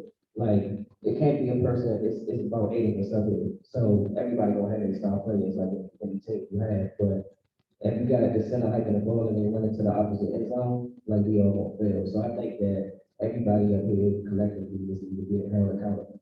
Like, you know, and I set the precedent for that. Like, you know what I mean? So it's like, it's not also her. I'm not really into that. Like, I like, you know, I grew up there, I think since I was great. So like, I seen a lot of this community as I've been here, as I've been grown. But to me, I feel like it's the side pockets. It's these people with these people, these people with these people, these people with these people. If I come to him, for instance, what's your name, sir, again? Moden. If I come to Moden and I got a problem with somebody else, I think Moden should offer a suggestion on how I can fix it with that person that I have a problem with. Belden. I'm sorry, bro, Belden. So, you know what I'm saying? So that's what I particularly feel like should be happening in our community. It shouldn't just be, we don't advocate for this person because collectively we get take. You know what I mean? The commander's gonna lose. But, but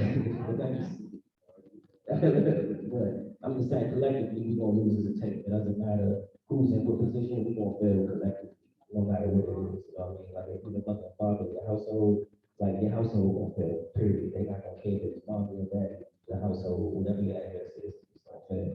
That's just my opinion. Mr. Richard Montgomery Arroyo.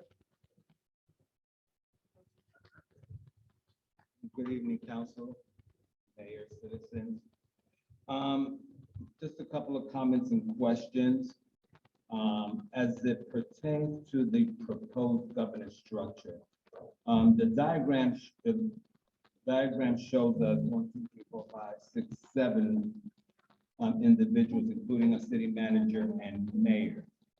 Will the proposed governance structure indicate that we will lose 2 council members? That's just a question for now. Also, like Ms. Pfeiffer, surprisingly, I'm agreeing with Mr. Herring also. And anyone that knows me, Mr. Herring, knows we are not best friends. I agree with Mr. Herring, with Councilman Ferguson, Councilwoman Maria. I thank you all for taking on this task. It's a task that is much needed in the city. As a resident of Glen Arden for the past 7 years, I have endured 3 mayors, same conflicts. And it's always that power struggle. I agree that this proposed governance structure can work. I know there's a lot of support here for the mayor this evening. Unfortunately, I don't support the mayor, and that's just me personally. Many may or may not know, the mayor actually sued me when I was the chair of the Board of Elections, wrongfully sued me and named me in the lawsuit because she wanted to be declared the winner, and we could not do that. And I had no power to do that, even as the chair. I just had no power to do that, so I was wrongfully named in that lawsuit. But again, this structure I think would work. I mean, we have been in struggle with one another for the past, since I've been here again, 7 years, and this is not something new. I agree that we should stick to what we've had in the past, where the mayor can just sit at the table with the council and everyone can just come to terms and agreement on what is actually best for the city, because not one person by themselves can make that decision. You got 1 minute left. Oh, I got 1 more minute, great. And as I believe it was you that said it or the other person that said it, and if it comes to it, let's just eliminate the mayor's role. Let the council rule the city. It's pretty much what has been happening. What I have seen is that we've come to this point for 2 reasons. Resolutions get introduced for self-satisfaction, and changes occur that way. And secondly, with someone mentioned the priority of the charter, please revisit the majority vote. That's what got us here. Let's make sure that that's defined in the charter, because again, that's what really got us here today. That whole majority thing, because it was never defined in the charter, and it has just been a miscommunication throughout the whole election process, and has been the miscommunication throughout these several years. Thank you. Thank you, But I sir. did have that one question about the diagram. I just wanted to comment that, in the event that, there was a change made, it would not be in effect in this administration. It would be in the next administration, so it would not affect anyone sitting. If you had that meeting, the next month, it would not be in effect until after all of our terms are over. And the question he had was, would we lose 2 council members? So this is a proposal to start a conversation, to get feedback and input. So this is just an initial starting point. As we collect the feedback, so as an example, one of the questions could be, well, how would you choose the mayor? Would the mayor be elected or would the mayor be chosen by council? Like, these are the different pieces that we would look at. And in terms of the roles and the responsibilities and defining them, that's why we have to figure out what they're gonna be doing. If we were to sit down, which is why we stopped and started with the mayor's role, that's where we stopped off in the committee, which is Article 5. If we would have went there and started saying, well, we want the mayor to do this, we want the mayor to do that, then it would have been the council is defining the mayor's role. There would have been issues with that. So again, we stopped, put forth a proposal that we have, not to say that this is not a legislation. This is not the amendment that we're looking to vote on. We want to hear input from people. So if there are modifications that we need to make, if it can't go to a pure form of government either way, like if it can't go to strong mayor, or if it can't go to council manager, and we still need to be hybrid, how does that work? So offering the solutions for how we can resolve the conflict is what we're trying to do in this conversation. But may I? I'm sorry. Because Hold that on, didn't quite sorry. answer my There question. was another question around part. Okay. No, but that didn't quite answer my question. The question was, would we lose two council? So that's what I'm saying. I don't know, because this is just what we're starting with. Okay, the way it will work is that you vote with 7 council members and council pick up mayor from amongst themselves. Or we could have 6 council members and if somebody running as a mayor, and they would be a part. Thank you. Okay. All right, so I'm gonna go, Mario, you still wanna go? No, so I saw you first. Then, I'm sorry, there was a question in Mr. Mel had about the prioritization. It's a comprehensive review from, like, we're not jumping to section 9. We're starting from the beginning and then going all the way. okay, so there's an expectation. The route that I'm going is Mr. Cross, you, the gentleman here, Dr. Gloria online, and then I will come to Ms. Smallwood. That's the order. I understand. That's the order that we're going to go with. Thank you. Mr. Cross, A couple go of for questions, it. they've all answered by this gentleman over here who detailed all of the, Mr. Hampton detailed all my answers for a bunch of questions I had, and that was very great. But I do want to comment on Councilwoman Fareed with Mayor Cross not attending the meeting. She was actually at the wake of Commander Powell's, Mr. John Powell's wake during that time of the council meeting for Commander Felicia Powell over at the American Legion 275. So that's the reason why she couldn't attend, since you guys can let her speak for herself. I came up here to speak on her behalf. And also during the election, the lawsuit was on the gentleman here's official capacity, so he didn't have to supply his own lawyer. He was under the official capacity, so that means that the city lawyer was still defending him in that circumstance. I just want to clarify those things right there. Thank you, sir.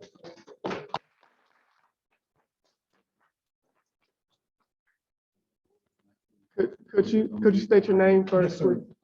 I am Mayor Noel Waters. I'm from the town of Eagle Hawk, Maryland, in Prince George's County. Thank you, sir. One of the last predominantly African-American waterfront communities in the entire United States. And I'd like to say first off that Mayor Cross is a mayor of mayors throughout the state of Maryland, And I'm kind of astonished, respectfully, that she's raised her hand. And she's not recognized. That the optics of that is kind of concerning to me. And I'd like to speak as a mayor, a new mayor, never before in politics, been a mayor for about a year. Came in, no city manager. Our town is about 10 years older than your town, 1929. Founded as a place for blacks to swim. So with that year, our town has realized the largest benefits in the history of the town, multi-million-dollar restoration. Many benefits. I mean, we have so much options to improve our town that it's incredible. So those things have happened without a town manager. So because I'm new, I'm brand new, we didn't know. So town manager is kind of forced on me by my board. And now that I have a town manager, those benefits have pretty much stopped. And I have to spend much of my day backtracking the authority that the board has suggested, not all of the board, but the majority of the board, enough to get the town manager, was suggested to the town manager somehow has more authority than the mayor. So I just needed to explain to people, because I believe people elected Mayor Cross. I mean, even I understand the president of the United States has recognized Mayor Cross. Mayor Cross checks all the boxes. I don't know of a mayor. I mean, we all look up the mayors, when we came together in MML in Ocean City, Westmore, all of us, I don't know of a mayor like Mayor Cross. We do look up to her. She is like a North Star to mayor. So I would just ask you to be careful. Thank you, sir. To be careful in that if I had a need of a town manager, I would suggest that the mayor choose that person. In my instance, I wish it had been an administrative assistant because I'm constantly backtracking, trying to undo pretty much problems created for me by the so-called town manager. So I think there's something there, and I like the idea of the referendum. You know, I'm not part of your town, but I'm just speaking anecdotally. This may help you. That she is there. She's chosen by the people. You know, just all that. You'll get a chance. You'll get a chance. Thank you. Thank you, sir. I just wanted to reiterate the point that Councilwoman Ferguson made, that this would not take effect now. I appreciate all the support that Mayor Cross has. This is not about Mayor Cross as a person or her qualifications to be mayor. This is about a review of the charter and the governance structure for the city. If Mayor Cross may not decide to run for mayor next election, somebody else may run. It's not about the people. Even myself as a council member, it's not about us as individuals. It's just purely looking at what is the form of government that is the most efficient for the city's operation.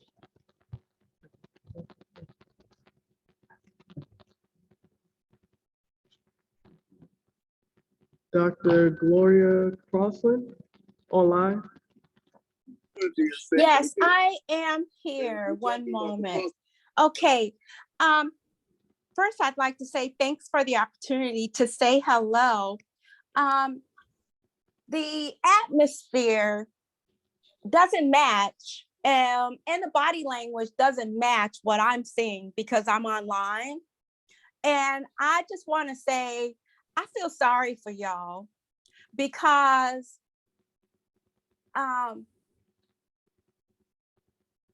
in order to make a community work, and in order for people to work together, there should be no element of evilness.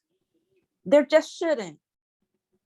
And as a family, when you guys are a family and you're working toward a goal, me personally, frankly, I'm just embarrassed. And I'm sure some of y'all are embarrassed by some of y'all family members too. And as a Christian woman, I know God is looking down on this, and I'm sure he's not pleased at all. And then when someone says something, then I can't see your faces, then you guys come back and say, but that's not what we said. That's not what we meant. So if the citizens are going to decide on anything, then let the citizens decide. And stop shaking your head. Yes, we're letting the citizens decide, and you're really not. And if you want, I can yield my minute to somebody else who y'all rudely told they couldn't speak. Thank you for letting me speak.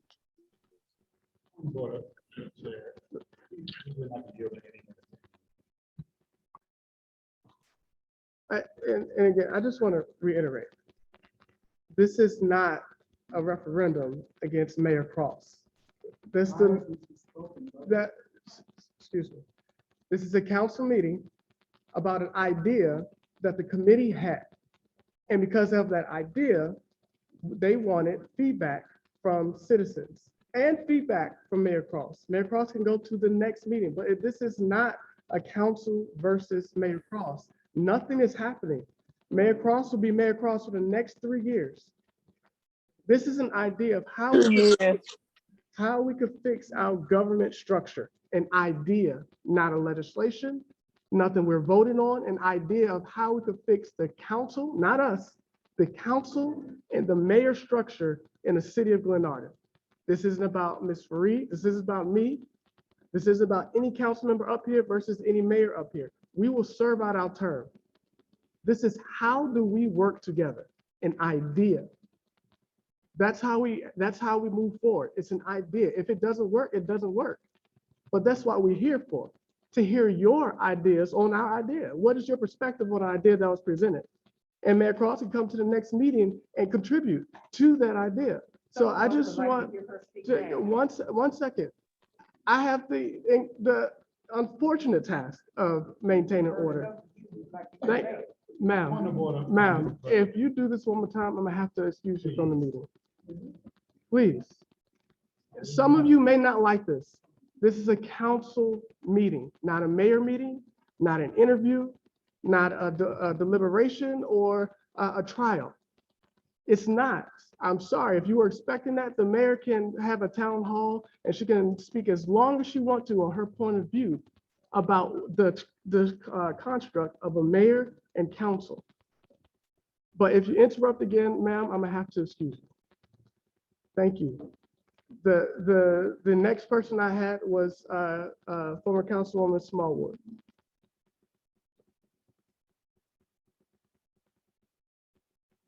And again, 3 minutes, please. If you would like to get in line, that's fine, but some people don't have the ability to get up. So if you raise your hand, then I'll take a note. So I note that you want to go, so I'll call you after Mr. Hampton, okay?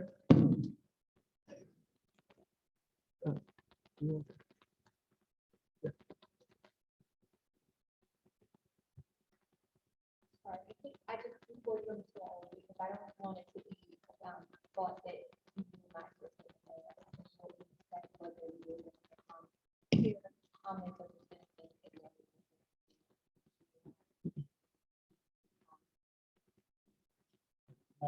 Also have another meeting coming up in November that I'm sure we're not going to this again. No presentation, just to hear from the citizens again.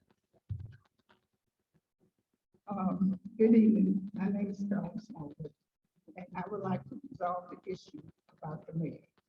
If the mayor is here to speak on behalf of a citizen, if she is a citizen, she has the right to come to the podium. She cannot come to the podium as the mayor, but she can come to the podium as a citizen. And if the mayor is here to speak on behalf of her as a citizen, she can come to the podium. Now, my name is Carolyn Smallwood.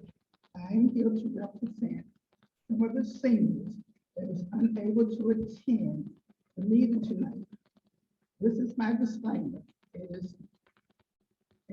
do not represent me or my voice. This is strictly notes that I took from the seniors that called me. And I will be at the next meeting to give my opinion. The citizens always had a mayor since 1939. Under the, oh, excuse me, I forgot something.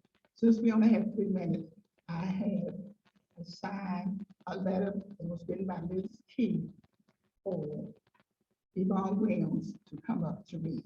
Okay. Now, the city of Glen Arden has always had a mayor since 1939 under the leadership of Mayor Swan. This is a tradition of the city that should not be changed. Number 2, the charter requires a mayor. Number 3, the mayor advances community cohesion and promotes civil awareness. Number 4, Number 4, don't change the charter because personal disagreement or personal vendetta. Change the charter to the city manager and the council. Form of government is wrong for the city of Glen Arden, who is to say, who would like it a crazy city council mayor. If everyone stay in their position, take the person feeling out of the equation and work, the system will work. Lastly, this should not be voted on until the city has received a final report and changes. And it should be mailed to It should be mailed to all the citizens so they can put their ballot input or comments on the changes. And that's the statements they put out in each of them. Thank you. Thank you. Mr. Are you ready?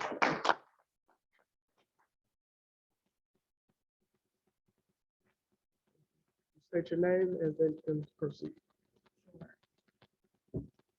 I'm Yvonne Bell White, not Williams. Smallwood gave me the last name. And I'm reading on behalf of Mrs. Imogen Keys. She said, "Greetings, City Council members. As a 59-year resident of Glenarden, Maryland, I come to you to discuss the issues of the abolition of the mayor's office. I've resided at, and I won't give her street address or her number address, Eccles Avenue for all of those years. I've been both a city employee and an active volunteer for Glenarden events. I am an active registered voter. There's a lot of documentation to prove the unity and pride that our citizens experience together. I love this city. As I see it, Glenarden is a self-governing city.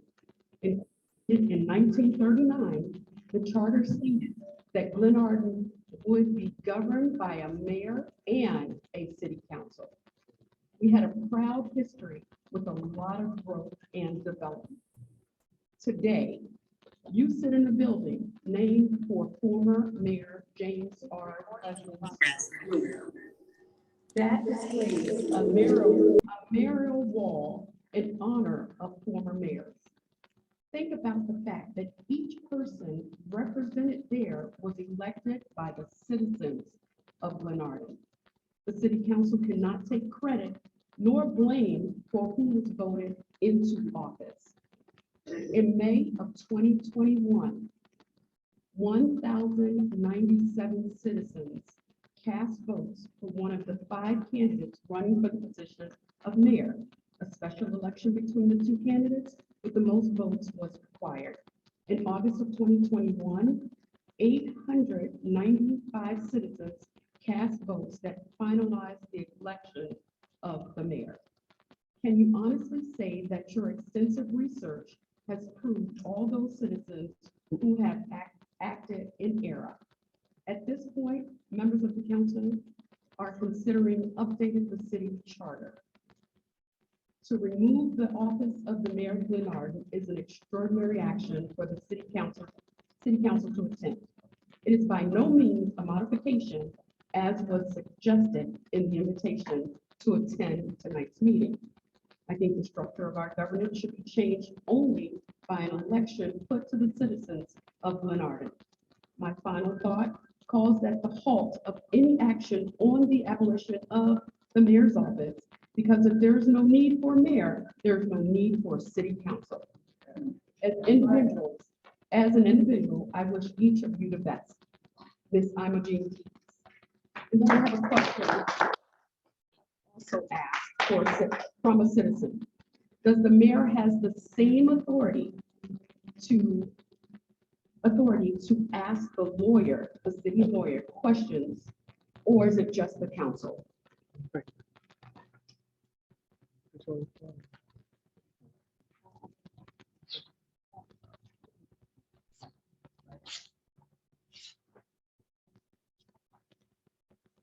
I'm looking at the charter recommendation. Look to the next person. I do my time. And I also want to reiterate that there's still an option to elect the mayor. That is still on the table. Again, an idea, the citizens can vote for the mayor. It's just an idea. So we, great comments, welcome your ideas. But again, this is just an idea. And so if the resolution of the idea is that their vote for the mayor and, okay, so. Oh, sure, let me speak up, sorry. I'm Ms. Packard. Okay. Sorry. I just wanted to reiterate that there's still an option to vote. This is not, again, this is just an idea. another piece of the idea could be that people still vote for the mayor.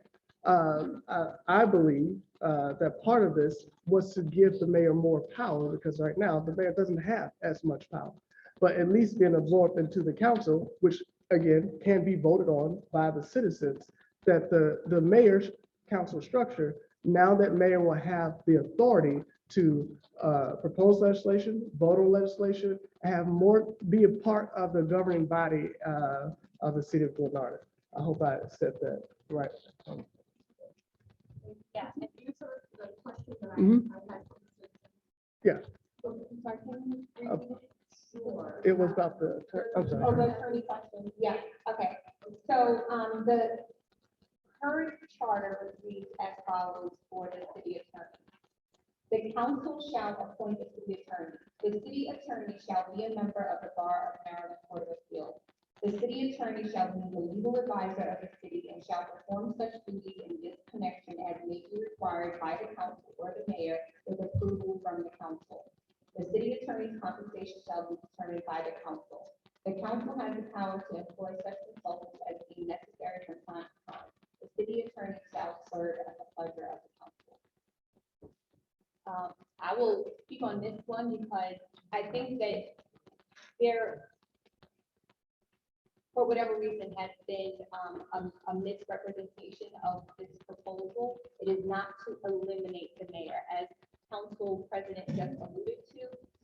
My perspective was that this was actually giving the mayor more authority. Again, if you look at the power and duties and what is in the responsibilities currently in the charter, the council has most of the power in terms of actions to take in the city. So bringing my perspective was bringing the mayor into the council would then give the mayor those authorities as well. So as this is a great example, in that right now, how it stands, and I don't agree with this, the way the charter is written for the city attorney, the mayor cannot reach out to the city attorney without the approval of the council. If the mayor was a part of the council, the mayor would actually be the chair of the council. The city meetings that are held would be chaired by the mayor in the capacity that the city, that the council president has now. So I know people have comments and they prepare them, but I just wanted to clear up the point to say that this is eliminating the mayor. This is not eliminating the mayor. There are different options for how the mayor would be elected. My personal preference was to have the mayor elected apart, just elected now. So there are different options. I would say that probably even if you ask the council members, we have different perspectives on how this would actually be executed, and that's why we're soliciting the feedback from everyone. Sure. Let me just add to that, to the question. And the reason why the charter says what it says about the attorney is because we ran into the same situation when we had a mayor who fired an attorney in the middle of a case, in the middle of a lot of legal litigation, just because. They didn't come to the council, they didn't request to the council. At that time, the mayor was the city attorney. That's what we're looking at. You can't just arbitrarily sacrifice the safety of the citizens when it comes down to legal action.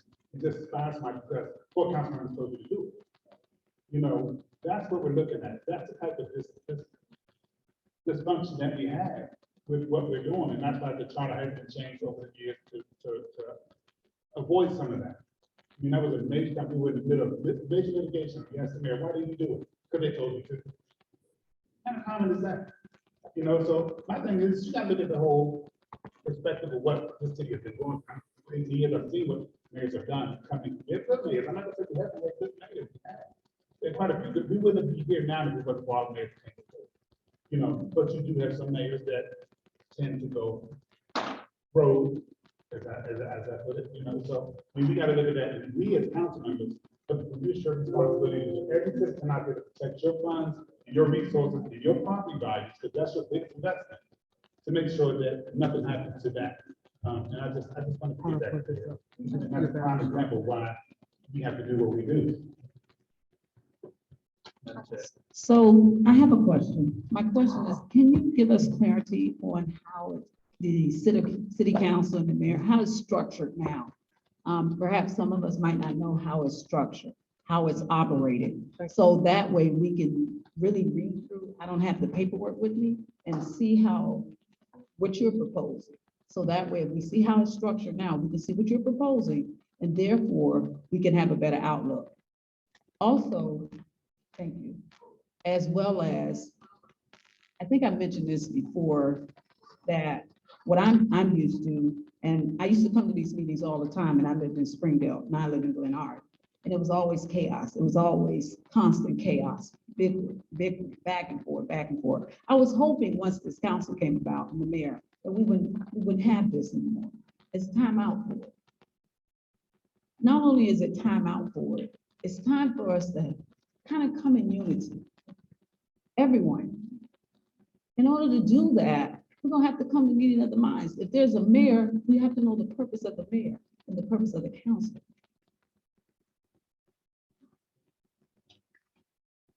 Thank you. The mayor, I mean, honestly, if you look at the charter, the mayor has 5 responsibilities. Enforce ordinances, chief executive office, personnel, No, not not for. personnel. That changed. Yes, five responsibilities. That's it. The council has 6 pages of responsibility. So, the mayor's current responsibilities, and I think this is important to bring out because I think there's a difference between what people think the mayor does and what the charter actually says the mayor has authority to do. The mayor shall keep the ordinances of the city are faithfully executed and shall be the chief executive officer of the city government. The mayor each year shall report to the council the condition of municipal affairs and make such recommendations as he or she deems proper for the public good and the welfare of the city. The mayor shall have the power to veto ordinances passed by the council as provided in section 308. The mayor shall have such other powers and perform such other duties as may be prescribed by this charter or as may be required by the council, not inconsistent with this charter. The mayor shall attend all council meetings and make monthly reports to the council and citizens. I think this has been amended, but, okay, okay. So I'll read what it said, so you don't have to try to hide anything. What it said was, the mayor may not incur any expense nor enter into any contract on behalf of the city without prior approval of the council. That's been stricken out. So those are the responsibilities of the mayor. And if you think about what this says and what you think the mayor does, that is where the difference is. And that's why we're proposing that we move the mayor into the governing body that does have the powers, as Councilman Herring pointed out, and as I mentioned before, the powers that sit within the council go from it starts 1 through, hold on. There are 51 powers of the city council. I will give a practical example because this has come up. There is a resolution that was passed for a park, 7th Street Park. By the council, it was proposed by me. And that is on the authority given in the charter for that, where it says, Parks and Recreation, this is the power of the council, to establish and maintain public parks, gardens, playgrounds, and other recreational facilities and programs to promote the health, welfare, and enjoyment of the inhabitants of the city. Other people might think, if you ask what the mayor does, you might have thought that that was the power and responsibility of the mayor. But per the city of Glenarden's charter, it is a responsibility of the council. So understanding what the powers of the mayor are per our charter now and what the responsibilities are of the council is why we are looking at this and saying, if, again, my perspective was that allowing the mayor to be a part of that legislative voting body, in my opinion, I thought would give that position more authority than it actually has right now, because the administration of the day-to-day affairs is clearly given to the city manager in our charter right now. Former Councilwoman Wilson. Good evening, everyone. My name is Celeste Wilson. And I don't necessarily agree with all that's being said tonight. I think what has happened is that there's a lot of misunderstanding that's going on. And because we don't understand, we have a tendency to just jump into things. And I would just like to ask those persons who have put the information out there to the NAACP, to the information on another mayor's website, but you not do that until the citizens have gotten the information that they need to have. It is my understanding that the purpose of this meeting tonight was to hear, to get information on whether or not citizens wanted to change the form of government that we have. And in trying to present that to citizens so that they would have knowledge, attitudes have come about which indicate that we don't understand what this meeting was really about. And so I would just say, for those persons, Mayor, don't jump out there and just put things on blast. Let's have a meeting of the minds. Let's talk. That's one of the problems here in Glen Arden. We don't communicate effectively. And so I would just say, you have your idea of things, I have my idea of things, everybody else has an idea. And that's why I thought we were here tonight, is to hear what was to be presented, not necessarily to take offense at the council or at the mayor or anybody, but I thought it was here to gain information. And how it came, thank you, and how it came to me was that what I read, the council was trying to take this away, the council was trying to take that away, but I didn't have the understanding, just as a lot of you don't really have the understanding as to what was really going on. So I would please encourage us not to just jump out there and cause a fire, cause a uproar for no reason. And that's what has happened. That's why our country is in a position that it's in right now, because of the big lie that our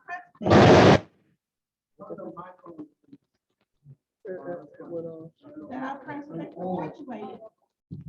So, I mean, talk things out. That was the purpose of the meeting. That was my understanding anyway. Not for us to just have I'm on the mayor's side, I'm on the council side. Let's get an understanding as to what, as Councilwoman Fareed said, the type of, as the committee said, the type of government we presently have and that which the citizens would like to have. So let's just, and we can still feed into that. We have representatives that we can talk to. Oh, thank you so much. Thank you, Councilwoman Wilson. Next up was Mr. Hampton.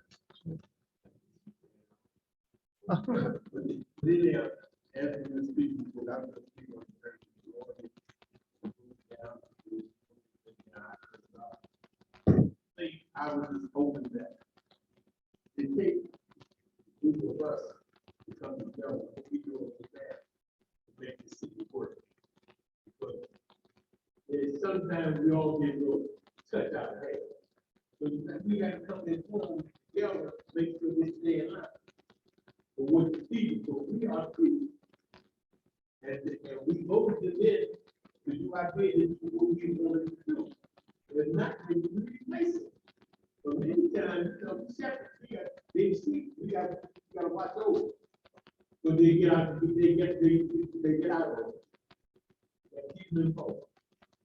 Stay on top of what they're doing, pay close attention, and make sure they're there. They got a lot of personal stuff going on. You know, the person at home, they bring home the job.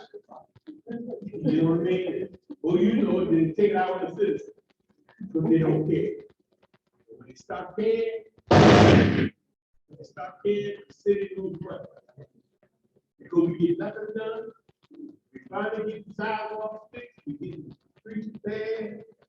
They're doing it, and the only way they're gonna do it is because we gotta stay on top of it, because we can't add that wall like we got that without a fix that. We need to keep it all way going. One leak messed the whole year, and it throws us back. So we gotta find out where the other management is at, who's gonna take it over, who's got responsibility for it. Then if it's the man, then the next man comes and says, we should try to make this project, we should do somewhere else, or get a tip. You got to keep going. Who was y'all? Thank you. So I saw. I'm sorry? No, there were no hands on line. So I saw the gentleman in the blue shirt first. Okay.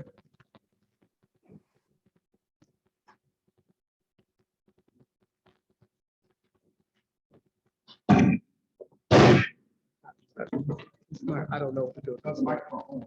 It's on. I mean, I don't know if the batteries. Well, you're an expert. If you- But he said if I cut it off, then it's going to make the noise, right?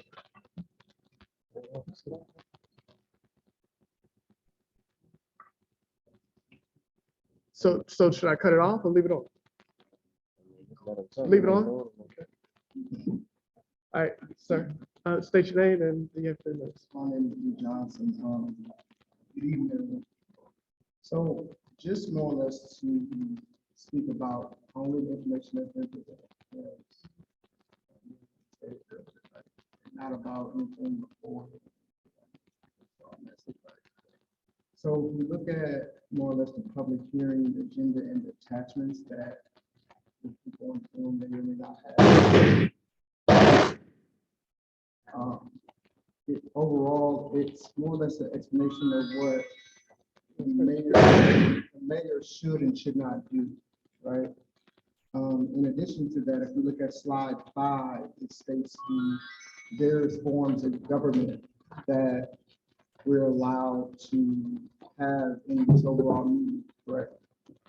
So with slide 5, it shows that we have an option of a strong, weak commissioner or council manager, correct?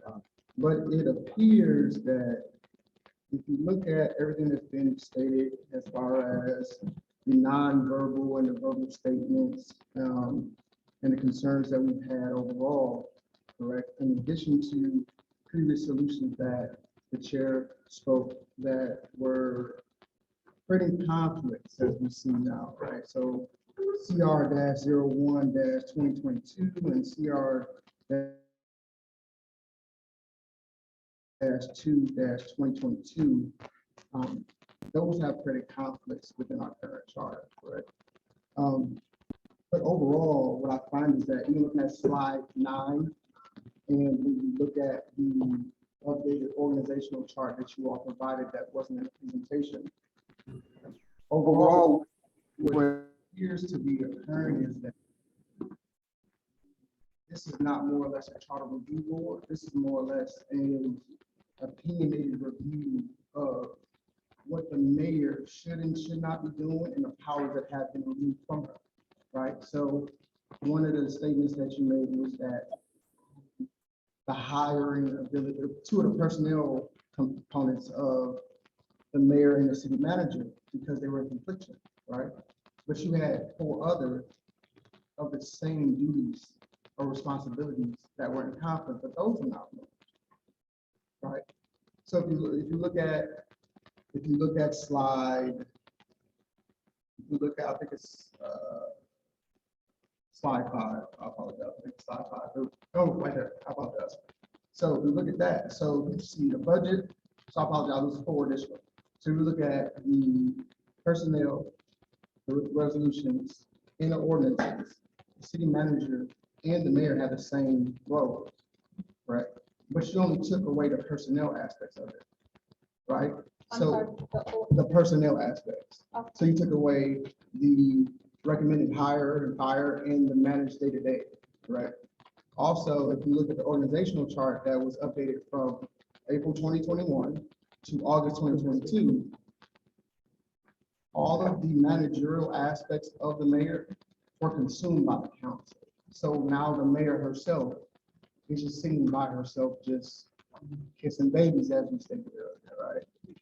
And that doesn't make sense. If you have elected someone to represent the people, why can that person not manage the people that help the city?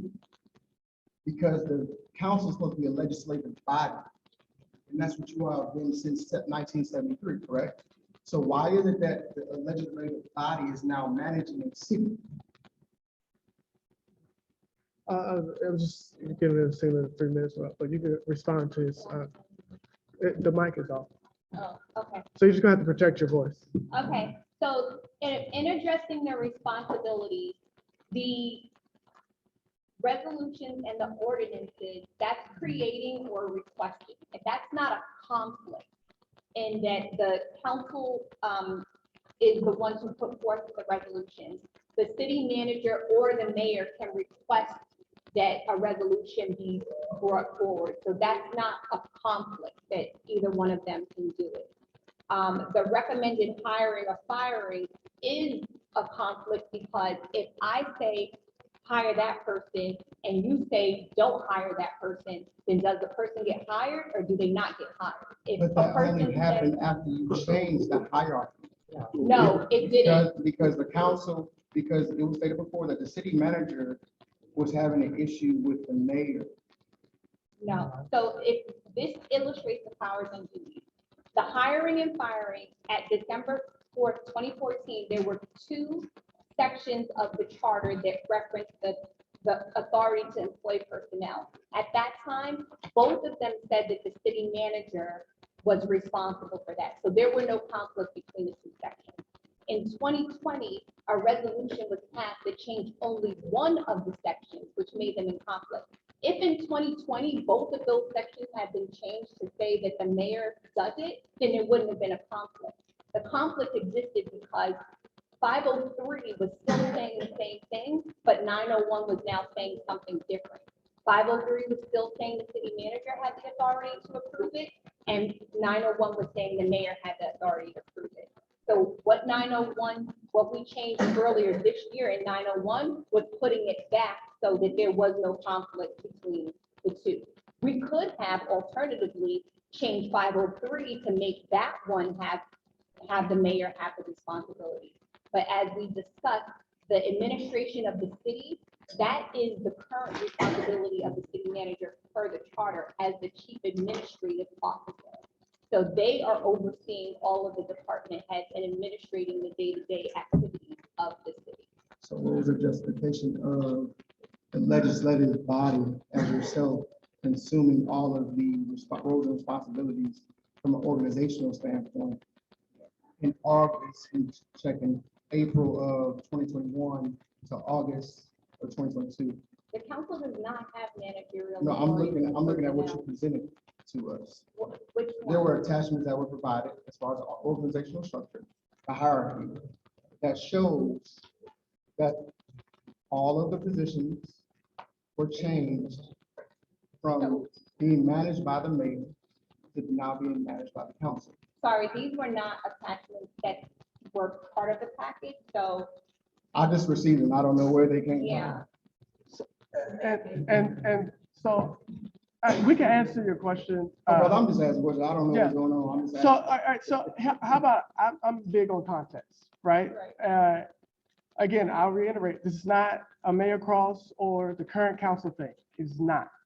Unfortunately, a lot of people attended tonight thinking that we were going to get rid of Mayor Cross. That is not it. That wasn't a thought. That wasn't even the seed of a thought. It never happened. So what citizens got in whether social media, whether the NAACP, was completely and utterly false. Again, this is an idea. We are a year into this. Some of us new, some of us tenured. We, from our backgrounds, see that there's an issue. So we're attempting to solve the issue from a structure standpoint.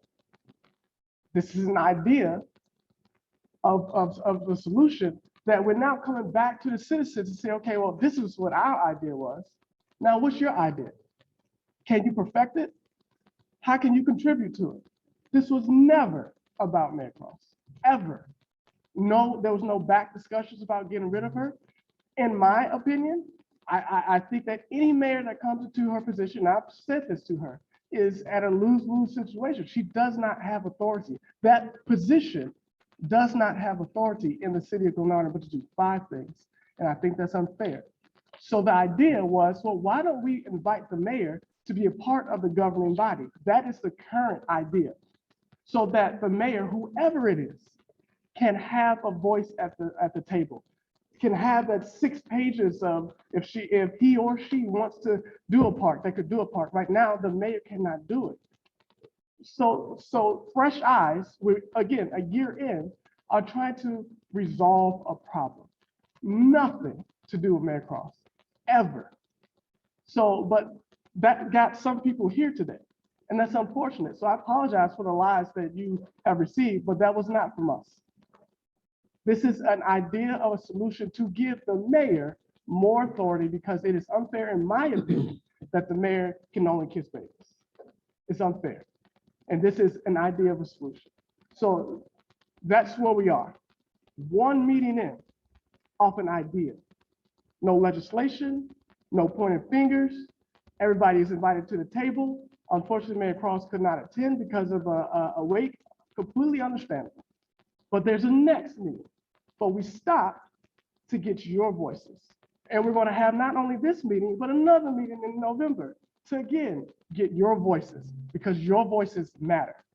Not what we come up with up right here. It's an idea that starts here, but we have to come back to the people who elected us to make sure that you are okay with it. And this is what that is about. That's where we are. I would just add that the authority for the city is the charter. Org charts, I can't tell you like where the org charts came from or what they were made from. I can only read to you what the charter actually says and what the authorities are in there. Personnel does not report to the council. That is solely an administration item. We only confirm, so the mayor and the city manager would work together, presumably, to address that. They would make the recommendation and then the council would approve it. So the council does not have the authority to go in and say, we want to hire this person for this role, except for the roles that are specifically under the council, like the gold room coordinator or the council clerk. We do not have the authority to ask for, to hire the executive assistant. We do have the authority to hire the city manager, because the city manager for this charter reports to both the mayor and the council. So I don't want that to be confused. We didn't take away any managerial duties of the mayor and consume them in the council. Let me just say, this is the problem. Because an organizational chart is sent out like this that are not accurate. The one showing the citizens of Glenarden, then executive office, city manager, and legislative going straight across the actual structure of the city government. The one that has the city of Glenarden, then the executive office, and everybody falling under the mayor that's not accurate. This was a draft that was put together by a former city manager, and this was never presented to the city. But this is what I'm talking about. Items like this is what caused all the confusion. Also, when we as a council have to sit here and defend ourselves, when a letter's gone out, when the NAACP has sent us a letter saying that accusing us of ethics violations and criminal violations and all kind of things, not one NAACP operative has spoken to any council member. So, that's what we're talking about. That's when you have a problem with your mayor. Because information that goes out like that erroneously is not harm. I'm gonna tell you straight up, I will get up in the morning and go to my job and get paid every day. But you, the citizens, are the ones that get hurt by this, because we gotta figure out ways to get funding for a lot of things. Now, Glenarden is one of the lowest tax rates around. So we gotta make that money stretch. And the way we make it stretch, is we go to the state, we get Senate bond bills, and we make sure that, you get the services that you're entitled to. But when you have this kind of stuff going around, and you have letters from the NAACP being shipped all over the place and put out there, open letters to the citizens on a formally website with no contact, no comment, no discussion, no clarification from anybody on this council. That's when the citizens are being hurt. Because again, we have to fight twice as hard to get you the same benefits that a Bowie, a Greenbelt, or Atlanta, or a Laurel gets. Because we got to deal with all of this. So we got to work together. And if you feel in a certain way, y'all in your feelings, it's best to have a conversation. You can always go into an executive session at any time. If the mayor is feeling any kind of way, we can go into an executive session and have a conversation. And we don't have, because I mean, if this council wanted to, we could put out everything that has gone on in this administration. If we wanted to, but we're trying to be, we're trying to work together. Because if we would put out everything that was going on in this administration, it wouldn't be pretty. But we didn't do that. But to find that letter, and not only did we not get the letter, we found it on social media. So if you're going to be a boss, be boss enough to hand out your propaganda to the people you're talking about. That's what I'm saying. And if you're going to be a boss, you're going to run a website, make sure you get your facts straight before you put something out there. So let me end that because it sounds like this. Well, hold on 1 second. You cannot end that. It's not personal. I understand. No, personal when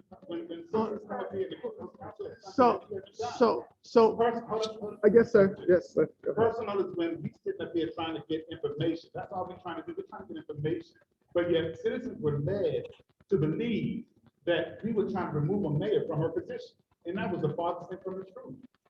That was no conversation on that. We were just having a discussion on looking at how we're going to make this government more efficient. So for somebody to come up here and already have in mind that the mayor's getting put out, I mean, I don't know how many times I've heard somebody say, got put the mayor out of office. No, we're not putting the mayor out of office. Now, I'm not saying they can't just have a high school. I have my hand up on somebody's. We were just trying to figure out what we can do. We wanted to hear from the citizens. And this public hearing is the way we go about it. But we didn't come up here to be accused of anything that we haven't done. Unlike we were accused of something, but I'm sure people have gotten at me and the reason be better, but I know they've spoken out of it. People come up here and speak very eloquently, but they're part of the problem. So it sounds like there is a problem here. And because my name is Sunil Freshfield, by the way. It sounds like there's a problem. And the reason I say that because I don't hear any unity here. You were making the decision, mayor's making the decision. And I think I heard, if I'm not mistaken, I heard mention that, I'm just trying to get clarity on what I heard, that you all were making this decision and to change this charter. This is what I think I heard, that you all were changing this charter without the mayor's consent. I mean, that's what I thought I heard. I could be wrong. However, and you mentioned that it's for the betterment of the city. Why now? Why can't we leave things, if it's working, if it's been working in the past, I don't know. I know 2020, I think when this was changed, if I'm not mistaken. Why are we making these changes? I'm in agreement with what this gentleman said here, totally. I need to read through everything, but from what I can see from my eyes and what I'm hearing, I just think the decision should be made amongst the council and the mayor. And the term mayor has authority. Let me say this. The mayor was invited to the meeting. We have a lot more meetings to go.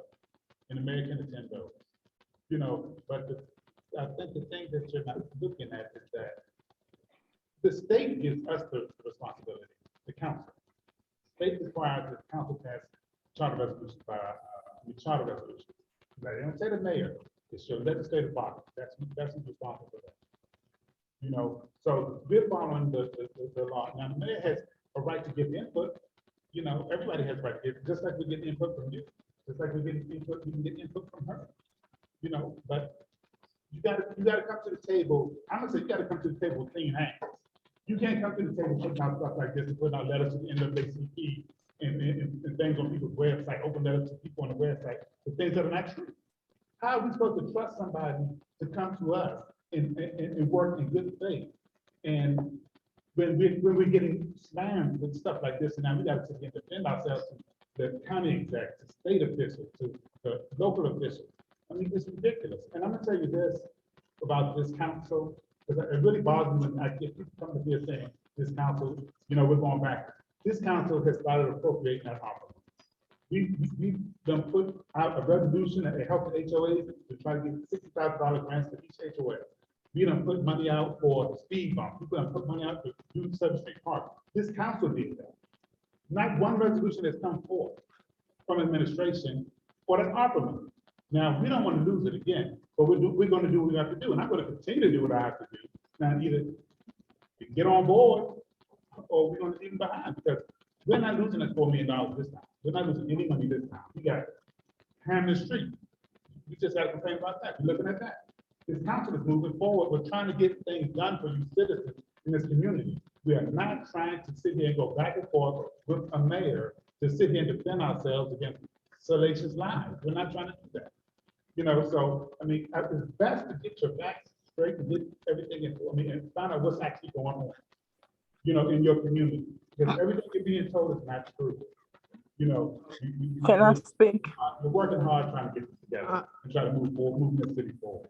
Ms. Maxine, there are 1, 2, 3, 4 Yes. people. We have 4 people in front of you. I'll call you. I was, but I had I been trying to understand. talk before Ms. Smallwood. I understand, but there are people in here with their hands up. You know, you are the 5th person in line, and I'll call You you. just said 4. I said there are 4 people ahead of you, so it means that you're 5. I'm trying to manage. Okay, I'll just wait. I'll wait. I'll wait. Thank you very I'll much. wait. All right, thank you. All right. I have to go to her first because she had her. I'm sorry, just a clarification, it was something that was just said. Has there been a resolution or a charter change made to say that the form of government is going to change? No. And This- that's what I heard just then, but there has been nothing put forth that I understand. Nothing has ever been put forth. Again, lies were told to people. And now, unfortunately, we're here defending ourselves based on things that aren't true.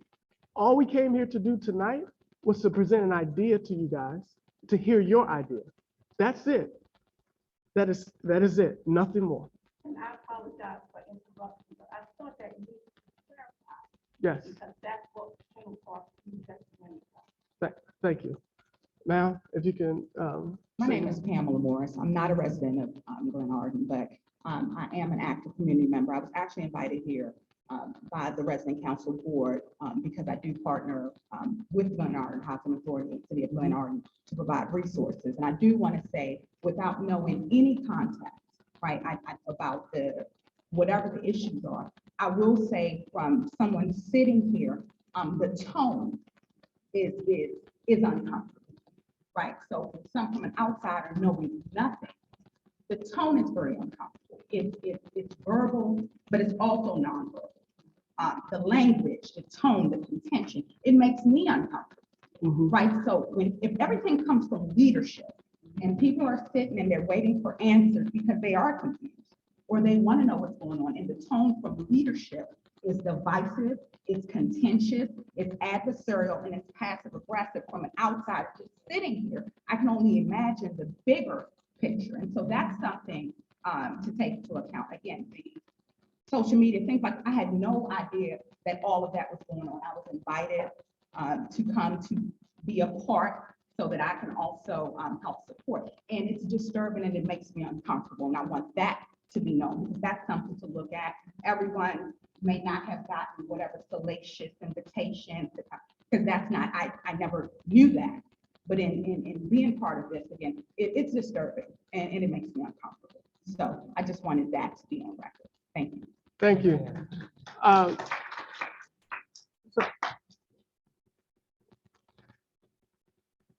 My name is Darlene, and I have a business in the Glen Arden area. And this young lady said everything I was going to say. We're talking about leadership. As the young people stood up here and talked about the examples, the language has been less than appropriate. And we're adults, and we have to come together. How do we expect the generation behind us to do things the right way when we're showing them something completely different? You know, telling the mayor to shut up, that's inappropriate. Who put that? That's inappropriate. Dismissing her, not allowing the opportunity to speak, that's inappropriate behavior. People are looking at this whole situation, not the mayor, not just us in the audience, but we're looking at the entire situation. And what it does is sends a bad message. And so what we want to do is to not allow that message to go out. If, you know, as my parents used to say, don't air your dirty laundry.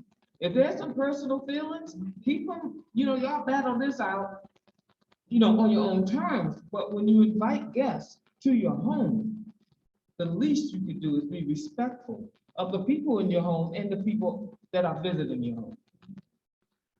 I just want to clarify, no one told the mayor to shut up. No one did any such thing. Again, no. Oh, okay. Did any council member tell someone to shut up?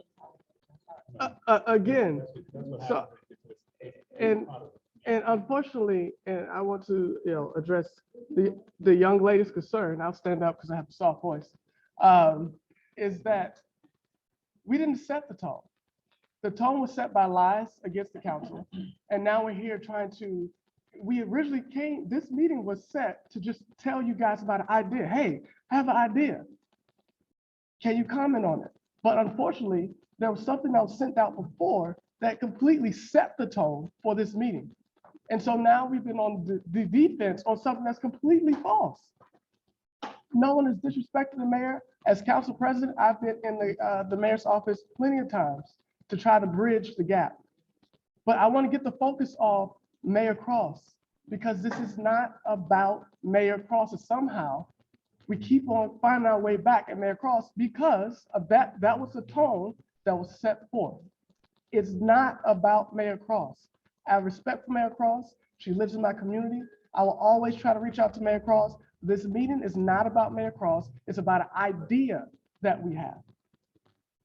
I have respect. Everybody here has respect, which is why the mayor piece, we want them to come to the table, can be elected by the citizens. They can be elected by the citizens, but we're forced to defend ourselves based on the tone at which we did not set. Imagine coming to somewhere where you think about to talk about something and there were just lies sent out about you. Now you think you're about to talk to somebody about one thing and now you defend yourself. Oh, wait, where'd that come from? I just had an idea and wanted to run to you guys, the people who elected us, to see what do you think about my idea. That is it. No Mayor Cross, no Council President Curtis, just an idea of how we move forward in 2025. Yeah. That's it. Ma'am, you have the floor. State your Is it name. my turn yet? You are after this individual that's about to come up, and then you're next, okay? Thank you. Thank you very much for allowing the public to hear your idea and to comment on it. I will say that I would prefer to see a strong man, just because the options are presented. Thank you. I also very much like to see the council and the mayor creating a strategic plan that we're talking about those priorities and if we might go those areas. I understand roles and responsibilities are very important and are key for our function. I also understand that personality of our government as now and has since I've been a citizen of the city has often overshadowed what we do. I think a strategic plan is a much better priority, understanding where we're going collectively. And on that, so how we all properly align with the collective vision. Elements of that point can be removed because the greater vision is in front of all of us. Thank you very much for your time, and I appreciate you for holding it here. Thank you. And ma'am, to your point, a strategic plan is underway, which the mayor is invited to. It is, we'll talk about that later, but that is in the process of having a strategic plan with the entire body, including the mayor, including the city manager if we have one, so that we could collectively move forward. So that is already in the works. Yeah, Miss, was that Miss Pfeiffer online? Maxine? Yes, sir, that was me. Thank you. You have the floor. Okay, thank you. Maxine Pfeiffer again. I just wanted to say, the lady that got up a few minutes before and said exactly what I wanted to say about airing dirty laundry. Now, I can tell you that nobody would know how dysfunctional the city is or anything else if people weren't running around telling everybody all over the place about what's going on in Glenarden. And I just want to say, I'm in the house, I don't go nowhere. And I have never heard one single person say a word about the council telling anything about anything. If I want to know something, I call my council representative and talk to them. I have never heard a council member.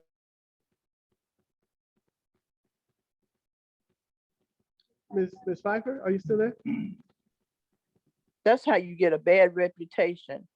And that's how people come to, like the lady said, she comes to your house and look at the confusion and the stuff that's here because of stuff that was told, and it wasn't told by, well, I don't know. I just know that it's not good to air your dirty laundry.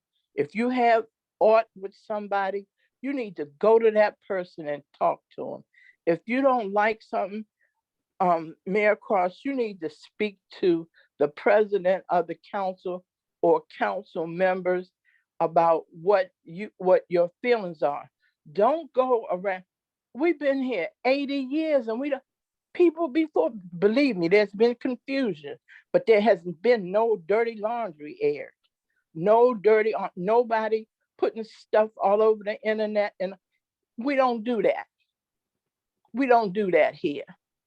We try to be decent people here and don't do that. And neighborly people. You look out for your neighbors. You look out for people.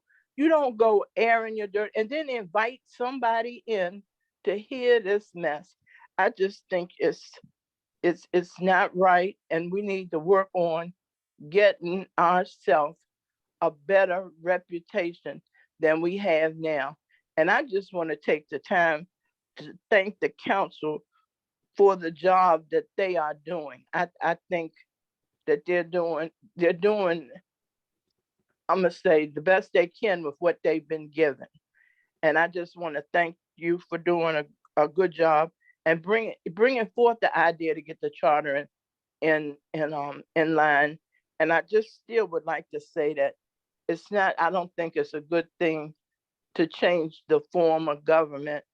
We'll just wait till the next election, and maybe the next person in office will be a nicer kind of person that will be willing to talk and listen and work with the council. I'm just saying that please stop airing out dirty laundry. And thank you again, council members. Thank you. Uh, Mr. Powell. Good evening. My name is Anthony Powell. I live in Ward 1. I have a question for the elected officials of Glenarden. According to the Census Department, on July 1st, 2021, the city of Glenarden has 6,315 residents. Have you received any complaints from the residents about the current government structure in the city? If not, then why you want to change a governance structure that nobody is complaining about? And that's my question. Sir, is that your only question? That's my two questions. I got one more All right, question ask all to of them. the lawyer. Does the city have the legal responsibility to put these changes on the ballot? The changes to the charter on the ballot in the next election? Those are my three questions. Just protect your voice. The legal requirement by the state is to go through the process that was described earlier, where a charter amendment is presented, and in that specific language in the amendment, that gets posted. Then there's a period, it's 21 days for a public hearing to be held, for citizens to provide comment. Then after that, the council or the legislative body is allowed to pass the resolution in the manner in which they pass resolutions. In the city of Glenarden, that means we would bring it to a regular meeting and vote on it. And then 40 days after that, it would be enacted. The residents do have the ability to petition that to referendum by obtaining 20% of the registered voters' signatures to overturn it. So that is the process. This is the common sense thing to do, to put all of this on the ballot. We voted up, we voted down, and it's be done with. I think that's an idea that can be entertained. But I mean, I'm looking from a common sense point of view. well, I wouldn't necessarily See what I say mean? that it's. Thing is common. Well, Well, go ahead. Yeah, I think it's, I don't know that we could put a qualification on it like that around whether it's common sense. I think we have to operate within the confines of the law, and we also look at past practice. So this conversation around amending the charter this is not the first time we would have been amending the charter. And if you look at our history back to the inception, every amendment to the charter has been done via resolution. So I'm not saying that your idea of putting it on the ballot is not a good idea, but I think what has been presented is as though that is the requirement, or that has been the practice, and we're not doing that. Like I said, according to this thing, we have 6,315 residents as of July the 1st, 2021. Yeah. We foot the bill here. Yeah. Everything that's going on, we pay the bill.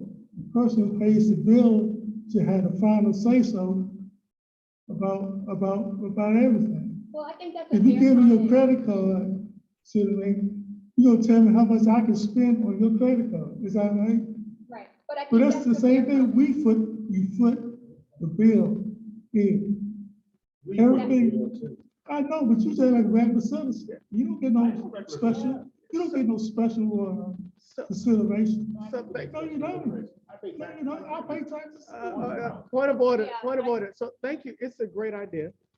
Thank you. That's the spirit of this. You going to the election booth, you just like one vote. You know, like, you don't get no more special consideration than anybody. I understand, and I appreciate that, and I think that as we go through the charter, because our charter doesn't actually speak to what to do for charter amendments. As we review this charter, if that is. I think you can vote today to say we're gonna put all this on the ballot through the next election. It's not that hard to do.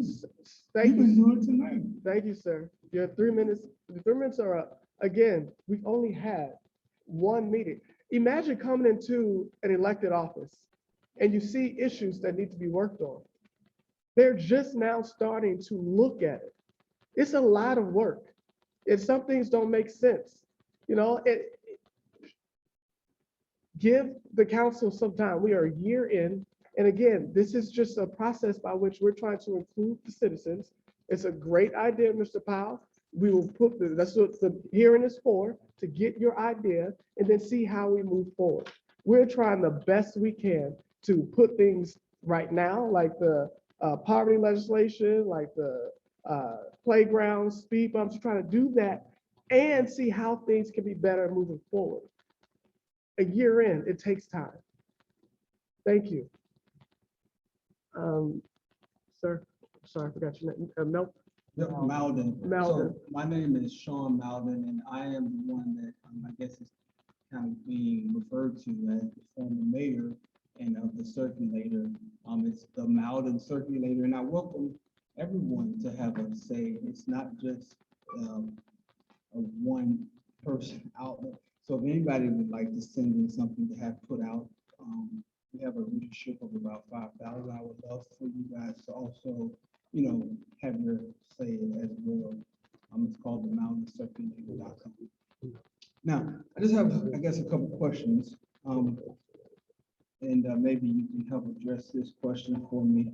If, in fact, you go forth with the charter amendment, according to the Maryland State charter amendment, how you change it by way of a council, if you do that, it goes into effect immediately, and maybe your attorney can speak on it, and it's not something that goes to the next election.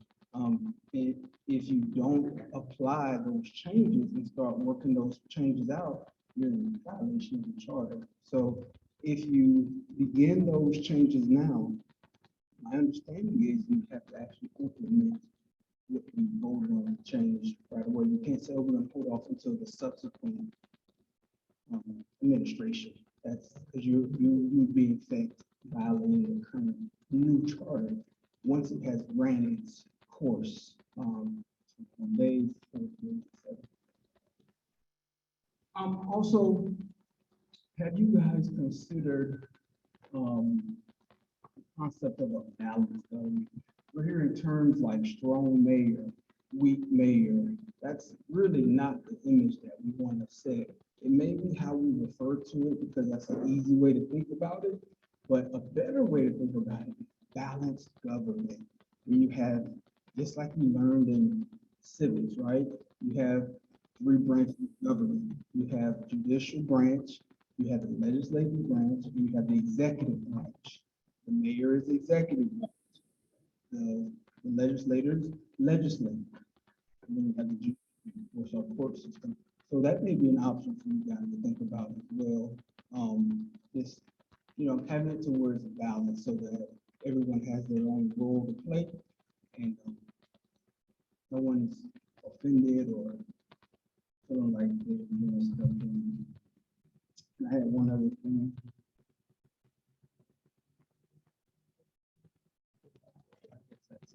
Thank you so much. Thank you. I just wanted to correct what was said about the charter amendments needing to go into effect immediately. We've already had demonstrations in this charter, namely where the terms of office were changed. So in the charter, and also where the board representation was changed. Those changes, those amendments were written to say that those changes would go into effect on the next election. So anything, and we haven't voted on it as a council, just in discussion, and as we reiterated numerous times here, that the intent was never, this is not about Mayor Cross. This is not about trying to do something to take her out of office. This would be something that goes into effect if we made these changes in terms of the structure, right? Not the amendments, but changing the structure, like if specifically if we were to bring the mayor into the council, changing that would not go into effect until 2025 in the next administration. So this may or may not affect, Mayor Cross if she were to decide to run or not. Any other comments from the committee? Yeah, I Okay. the final comment on, because it's been brought up a number of times about the tone and the letters. And I want to say that, I feel like I could speak for my fellow council members on this, but I'm going to definitely speak for myself. I went into this when I put forward the resolution to even do a charter review committee with complete good faith, in an effort to utilize my own professional skills. I have 20 years as a business process transformation specialist. So coming in here, I said that is what I would do. I would look at the charter and help us to be organized more efficiently and operate that way. That is what I came in with. And everything in how this has been administered has been in good faith to seek input from all. In the way the chart, in the way the resolution is described, it goes above and beyond what is required of a charter amendment process. So to go through all of that and have the attitude of good faith around trying to do that, being open to everyone, including the mayor, and desiring to have that input, and then to have a meeting where I'm sorry for the loss, condolences on that, but the mayor did not let us know that she would not be in attendance of the meeting, so we didn't know that she wouldn't be in attendance of the meeting. Afterwards, there was no follow-up to find out what happened in the meeting. There was no conversation. I saw, because I'm fairly active on social media, a post stating that the council was trying to overturn the government, that the council was trying to erase the votes of the citizens, and I couldn't believe what I was hearing. I personally reached out to Mayor Cross to ask what is going on. Mayor Cross and I would text, Mayor Cross and I would see each other in the parking lot or see each other here and have a conversation. There was no reason that I had to believe that there was a reason why Mayor Cross felt like she couldn't talk to me. When I saw the following morning a post on Facebook with a letter from the NAACP talking about all of the things that were happening in the city of Glenarden that were incorrect, I took personal offense to that. I am a professional. I have integrity. I have a career. I have a family. I have a young child. And to have a letter like that go out, anybody who has political aspirations in this place could pretty much forget about it if that type of letter just remained unchecked. So to have that happen in our city, where we are trying to be unified and work together, is not only deeply disappointing, but it is hurtful and highly offensive. At any point, we could have had a conversation, and the tone that was entered into this meeting, and I'm saying entered into this meeting because of all the conversation around, like there was rallying and there was going to be pitchforks and this and that for a conversation about this is the idea that we want to present forward and solicit information. So I want to address that because it's been brought up, and I don't want it to be misunderstood or that there's some character that this is characterized as an attack on Mayor Plus. It has nothing to do with Mayor Plus. Nothing. Yeah. It's Mayor Plus. With that, I'm sorry. I never came back to you. I apologize. Charged my head, not my heart. Mr. Winston, please. And then after Mr. Winston, Mayor Cross, if you would like to speak as a citizen, you can go up and speak. And then we'll close out this meeting. Hello, everyone. My name is Lawrence Winston. I'm a longtime resident of Glenarden.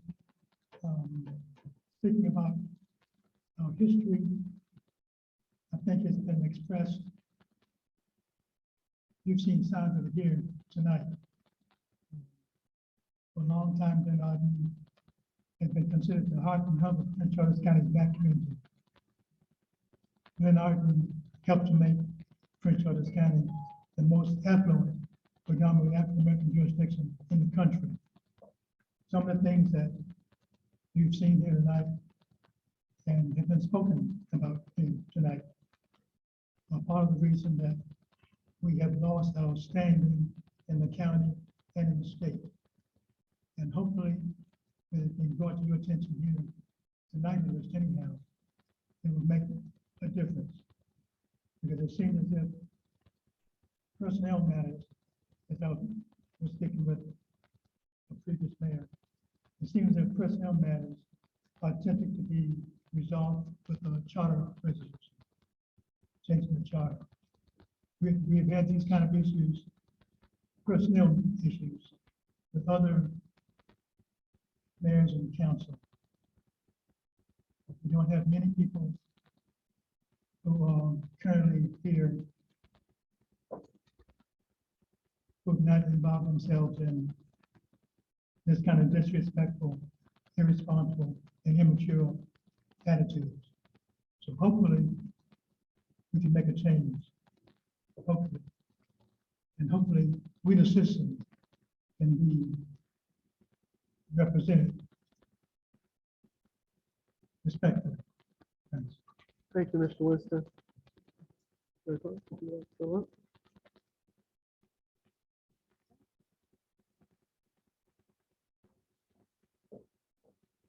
Sure.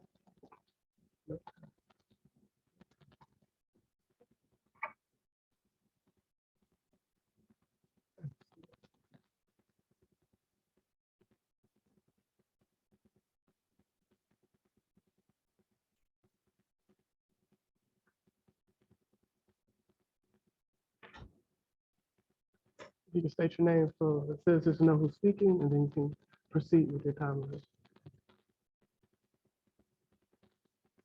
Good evening, everyone. I bet you thought you'd never hear my voice.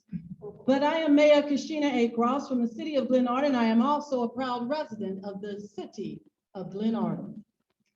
And today I find it extremely disturbing that every time the council had an opportunity to take a stab at the mayor, they didn't miss that opportunity. And as a resident, what I want to acknowledge that if we are to be on the grounds of community and unity, then we are not to take stabs at each other and undermine someone else's ability or someone else's deliberate, intentional support of the citizens. It is 30 years that I have served in an executive position with the United States Air Force. Not only that, program management, cyber, electronics is also in my journey of finance. And I will tell you that not only that, but as a citizen, I've had the ability to be a part of corporate planning, executive decision-making when it comes down to laying foundations for communities. I guess that's why, as a citizen, I ran for mayor. It is important to understand that these are personal matters that are here today. These are personal matters that have successfully changed the charter. And I want to thank Councilman Herring for this history from 1939, which highlighted that the act to incorporate the town of Glenarden comprised of subdivisions in the Prince George's County. It further goes to say that the mayor and the councilmen shall appoint a qualified person to fill said vacancies. Now, with that, it also says that it be further enacted that the mayor and the common council shall appoint a clerk, a treasurer, combined clerk and treasurer, that it shall be further that the mayor and the common council shall appoint one or more town policemen and special officers. I love this city charter. I think that in 1939, our forefathers made the best decision ever to make the city of Glenarden incorporated as the most affluent Black community in the state of Maryland. Black community that did change Prince George's County, Black community that did produce congressmen, county council members, and continue to lead the forefront until we decided to change that. The mayor and the town council is authorized to amend from time to time the charter of the town of Glenarden, which has authority provided in the sections. This was the 15th day of March, 1973. Good Jesus, I wasn't even born yet. But what I do want to highlight is that the forefathers of this town created a city that was supposed to be unified, that was supposed to have a mayor, that was supposed to have a city council, townsmen as they called it, that worked together, that teamed together. And every bit of tonight's conversation was about the mayor is invited. The mayor should be at the table. That's the problem, council. The mayor ain't at your table because it is your decision whether or not the mayor speaks, whether or not the mayor has an opportunity to be a part of the governance. But I will tell you that this mayor, I watched her because I am her. She didn't sit still. She served 3,000 citizens, 3,000 pounds of food, 1,700 pounds of clothing, 600 backpacks, 300 people got saved, 2 people got new houses, and 2 people in this room right now might go homeless because we can't get ARPA money that was purposed for them out of the council. I will tell the truth if no one else will. This is an opportunity, citizens, for you to recognize that you have always voted for a mayor, always voted for your council members, and nobody gets the right to tell you you don't have the right to vote. Your constitutional rights, and I thank the NAACP for what they've done, has been absolutely violated. This election ain't even a year old and we're already talking about changing the charter. And I love you, Mr. Powell, for asking the question, who gave you the authority to do it? For the people that pay the rent here did not ask for it. I want to make sure that you did read the legislation that was pushed out this year, March 14, 2022, for it did say Section 503 requires the city manager to perform other duties as assigned by the city council. It doesn't say what the charter says. And the charter says that the mayor and the city council have the authorities to provide recommendations. Yes, recommendations. The mayor was never meant to write resolutions, right? No, the mayor had a voice at the table that was taken from council members to council members. What was provided is the administrative charter, organizational chart. That was April 14, 2021.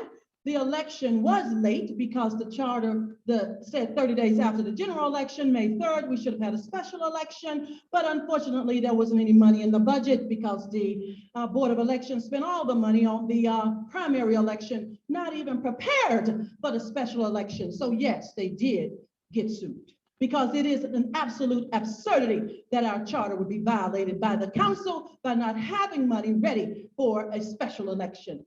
The charter is our Bible. The charter has to mean more than just the paper that is printed on. I give you citizens an opportunity to make your voice heard. Nobody's hating on anybody, but what we are doing is exposing truth. Thank you for the opportunity to speak as a citizen, even though I'm the mayor. Thank you. So want to touch on a couple things. One, Citizen Cross, thank you for your service in the Air Force. It's greatly appreciated that you serve this country. I'm sorry, I didn't stand up. I appreciate Mayor Cross for serving this country. It's, you know, valiant that she did that, and thank you.